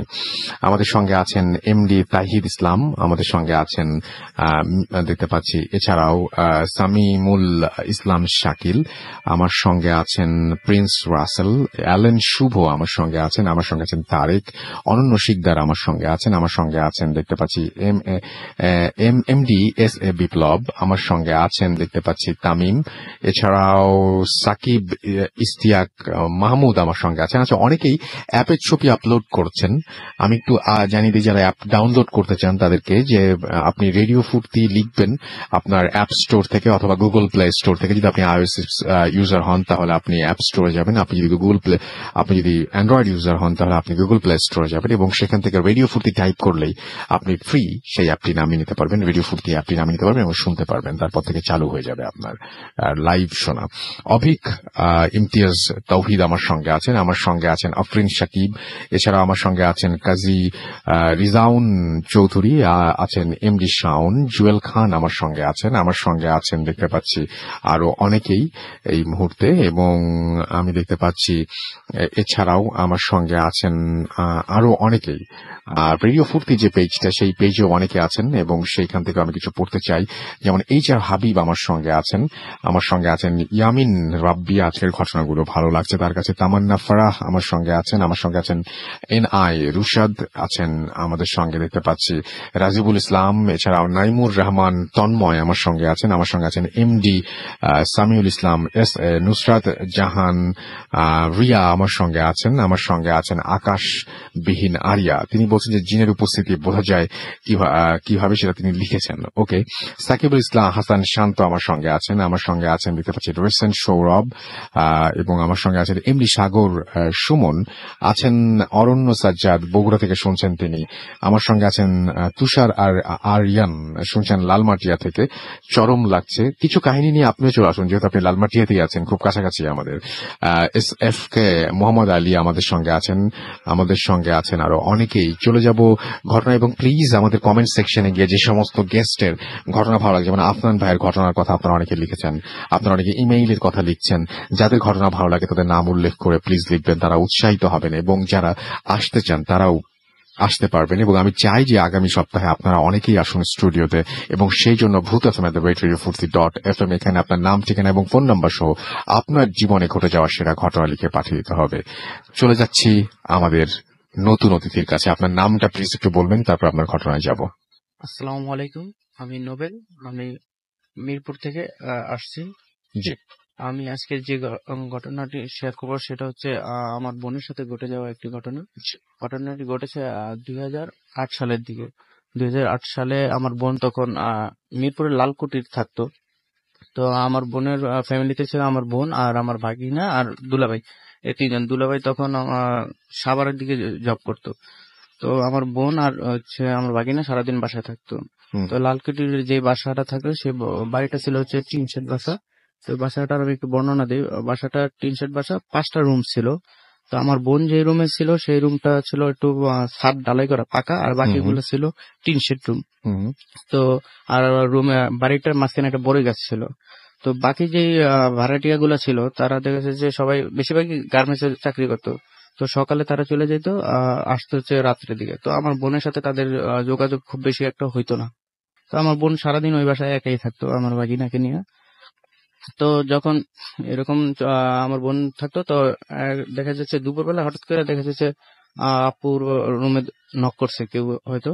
তো দরজা খুলে দেখে যে কেউ নাই।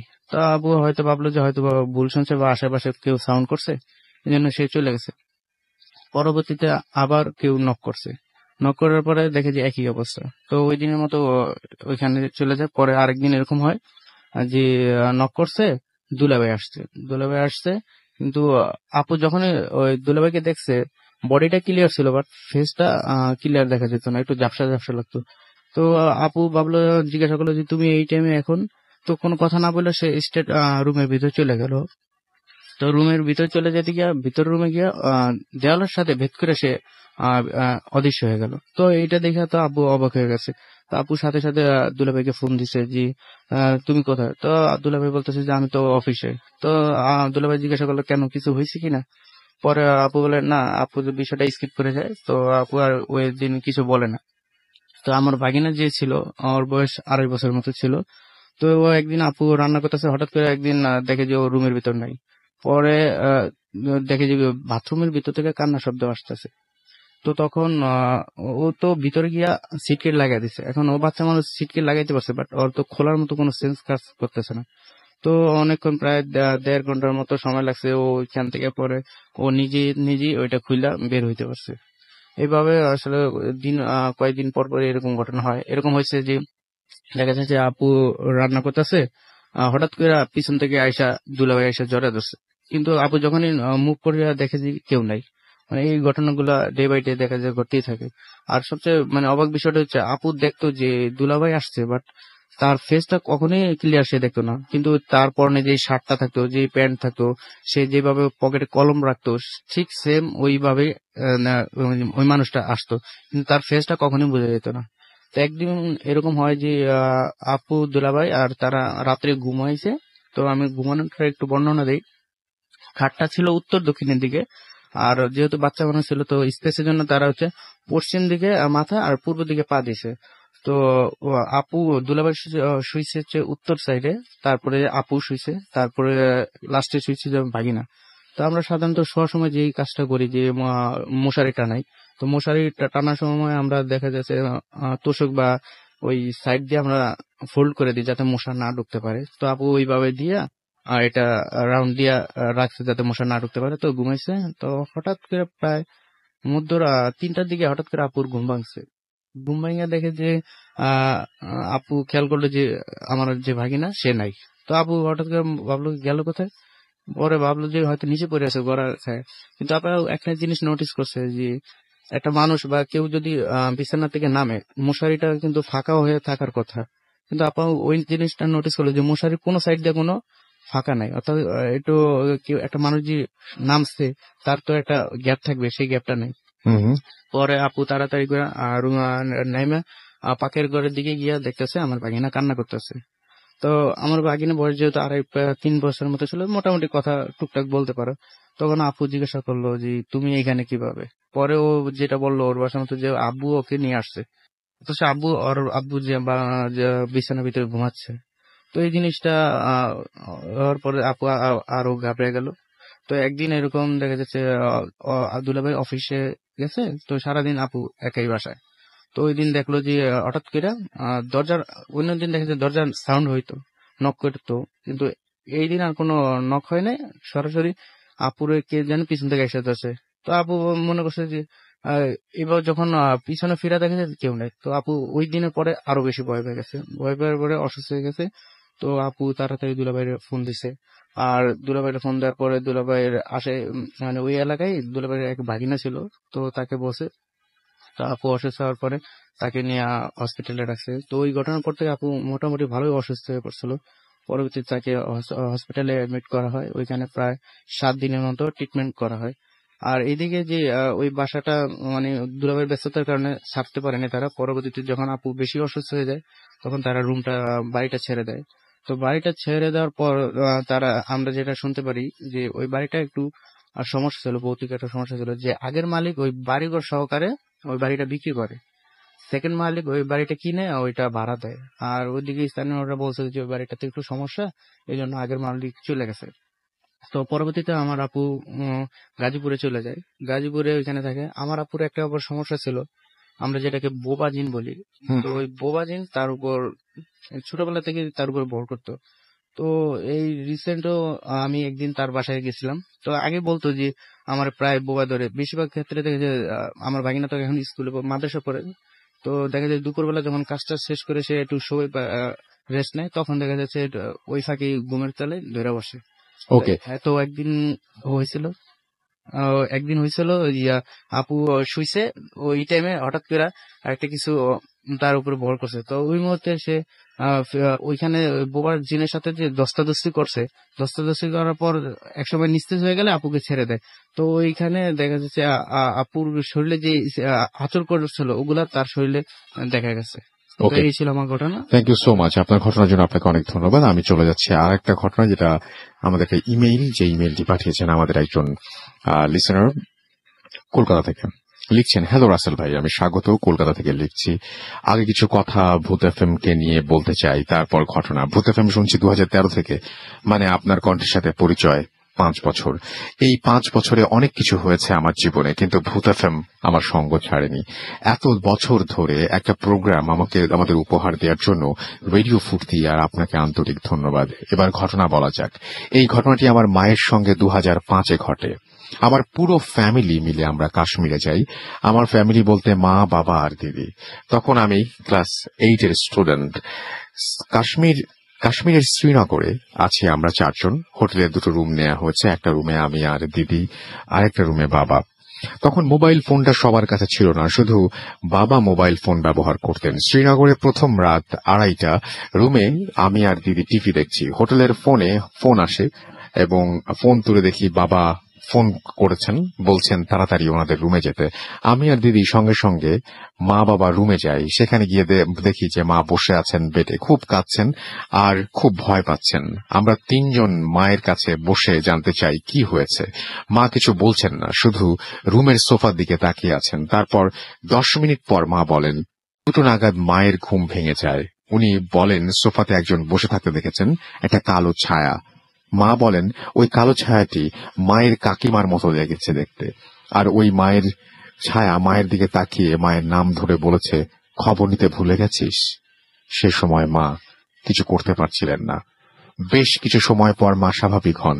মা তখন বাবাকে একটু ফোন করতে বলেন। সেই সময় শ্রীনগরে ফোনের টাওয়ার থাকতো না সন্ধ্যে 7টার পর। কিছু করা গেল না সেদিন। পরের দিন 9টায় ফোনের টাওয়ার আসতেই বাড়িতে ফোন করা হলো। তারপর খবরটা শুনে সবাই কেমন বুক কেঁপে উঠল। খবরটা একদিন আগে মায়ের কাকিমা মারা গেছেন। কাশ্মীরে ফোনের টাওয়ারের প্রবলেমের জন্য যোগাযোগ করা যায়নি। আমাদের 4 জনের কাছে কোনো ব্যাখ্যা ছিল না, এটা কেন হলো। আমার কাছে এটা প্রথম ভয়ের অনুভূতি, তাই এত বছরও আমার মনে আছে। আশা করব আপনাদের এই ঘটনা ভালো লাগবে। এমন আরো কিছু ঘটনা আছে, পরে কোনোদিন মেইল করব। ভালো থাকবেন রাসেল ভাই, আর এই প্রোগ্রামের মাধ্যমে আমাদের মাতৃভাষা বাংলা সারা বিশ্বে ছড়িয়ে দিন। এই ভাষা হলো আমাদের অহংকার। স্বাগত Ghosh, Kolkata. Thank you so much. And আপনি ফেব্রুয়ারি মাসে নিশ্চয়ই ইমেলটি করেছিলেন। ইয়েস, আমরা ফেব্রুয়ারি মাস শেষ করেছি এবং মার্চে পদার্পণ করেছি, যেটি আমাদের অহংকারের আরো একটি মাস, যেখান থেকে যে মাসে শুরু হয়েছিল মুক্তিযুদ্ধ সংগ্রাম। এবং সামনেই 25শে মার্চের সেই কালো রাত আমরা যেভাবে কষ্ট নিয়ে আমরা পালন করব, ঠিক একইভাবে 26শে মার্চ আমাদের 26শে মার্চেও আমাদের নতুন একটা অঙ্গীকার থাকা উচিত যে এবারে 26শে মার্চে আমরা এরকম কিছু একটা করব, এবং পজিটিভ সেই চিন্তা হওয়া উচিত, এবং দেশের জন্য কিছু একটা করা। দেশের জন্য নানাভাবে কাজ করা যায়। আপনার জায়গা থেকে আপনি যদি আপনার কাজটি শুধুমাত্র ঠিকভাবে করেন, তাও সেটা দেশের জন্য অনেক বড় একটা কাজ। যাই হোক, স্বাধীনতা দিবসের সময়ও আপনাদের পাশে পেতে চাই, এবং এতদূর থেকে আমাদের বাংলা ভাষা আপনারও ভাষা, তারপরেও আমি বলবো যে এতদূর থেকে আমাদের স্মরণ করার জন্য আমাদের ফেব্রুয়ারি মাসের প্রতি আপনি শ্রদ্ধা জানিয়েছেন। এখন ফেব্রুয়ারি মাস সারা বিশ্বের, 21শে ফেব্রুয়ারি সারা বিশ্বের। সো আপনিও সেটা স্মরণ করেছেন, থ্যাংক ইউ ভেরি মাচ। আর এখন যেটা করবো সেটা একটা ছোট্ট বিরতি নিব, এবং বিরতির পরে আবারও ফিরে আসবো। আমাদের নতুন আরো একজন অতিথি আছেন, যার ঘটনা আমরা শুনবো। সেই পর্যন্ত আমাদের সঙ্গে থাকবেন। স্টে টিউনড, রেডিও ফুর্তি, FM. FM. The night comes alive with Graminphone.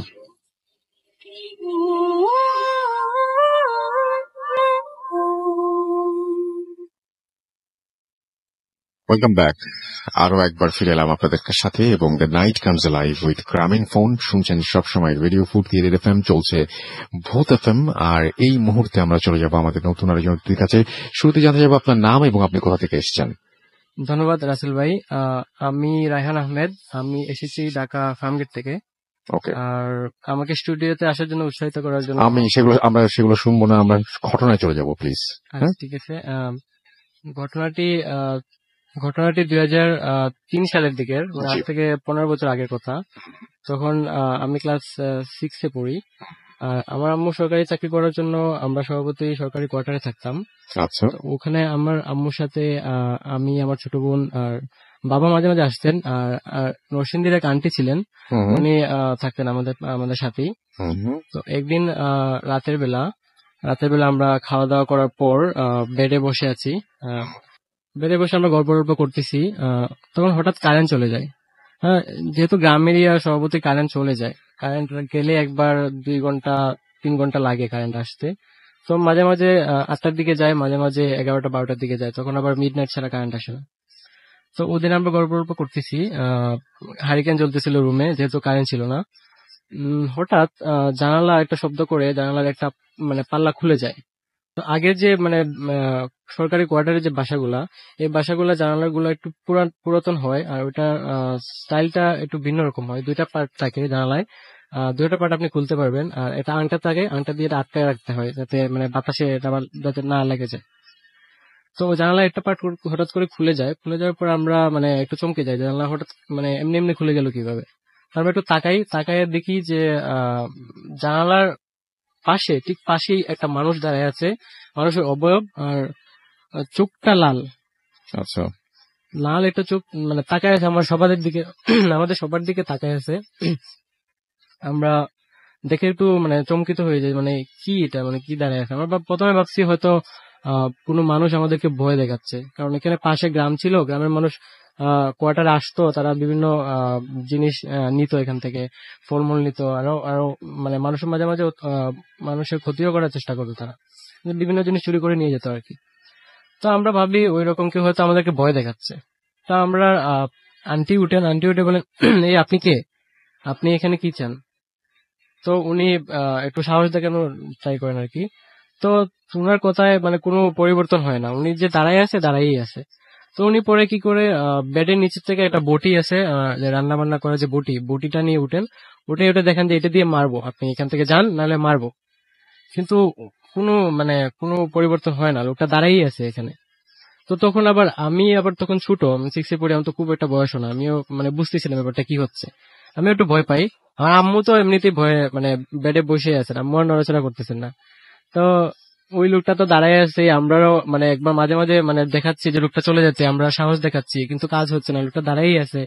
আর যে আংটাটা ছিল ওইখানে জানালার পাশে, ওই আংটাটা মানে জাস্ট আওয়াজ করতেছে, মানে কেউ যদি হাত দিয়ে নাড়ায় আংটাটা যেরকম নাড়ায় এরকম আওয়াজ করতেছে আংটাটা, মানে মনে হচ্ছে যে কেউ এটা টান দিয়ে খুলে নিয়ে আসবে, মানে এটা সে দেখতে পারতেছে না। আর মানুষটা সেখানে দাঁড়াই আছে। এভাবে করতে করতে করতে করতে তখন রাত 3টা বাজে 4টা বাজে, মানে কোনো মানে খেয়ালই নাই। তো এভাবে আমরা বয়ে সময় কাটতেছি, আমরাও বসে আছি বেডের মধ্যে, আমরা নড়াচড়া করতে পারতেছি না, আর ওর দিকেও তাকাই আছি, ও আমাদের দিকে তাকায় আছে। এভাবে করতে করতে পরে ফজর আজান পড়ে যায়। তারপর ফজর আজান পড়ার পর সে হঠাৎ করে মানে বেনিশ হয়ে যায়, নাই হয়ে যায়, আর নাই এখানে। ওকে, অনেক ধন্যবাদ আপনার ঘটনার জন্য। আমি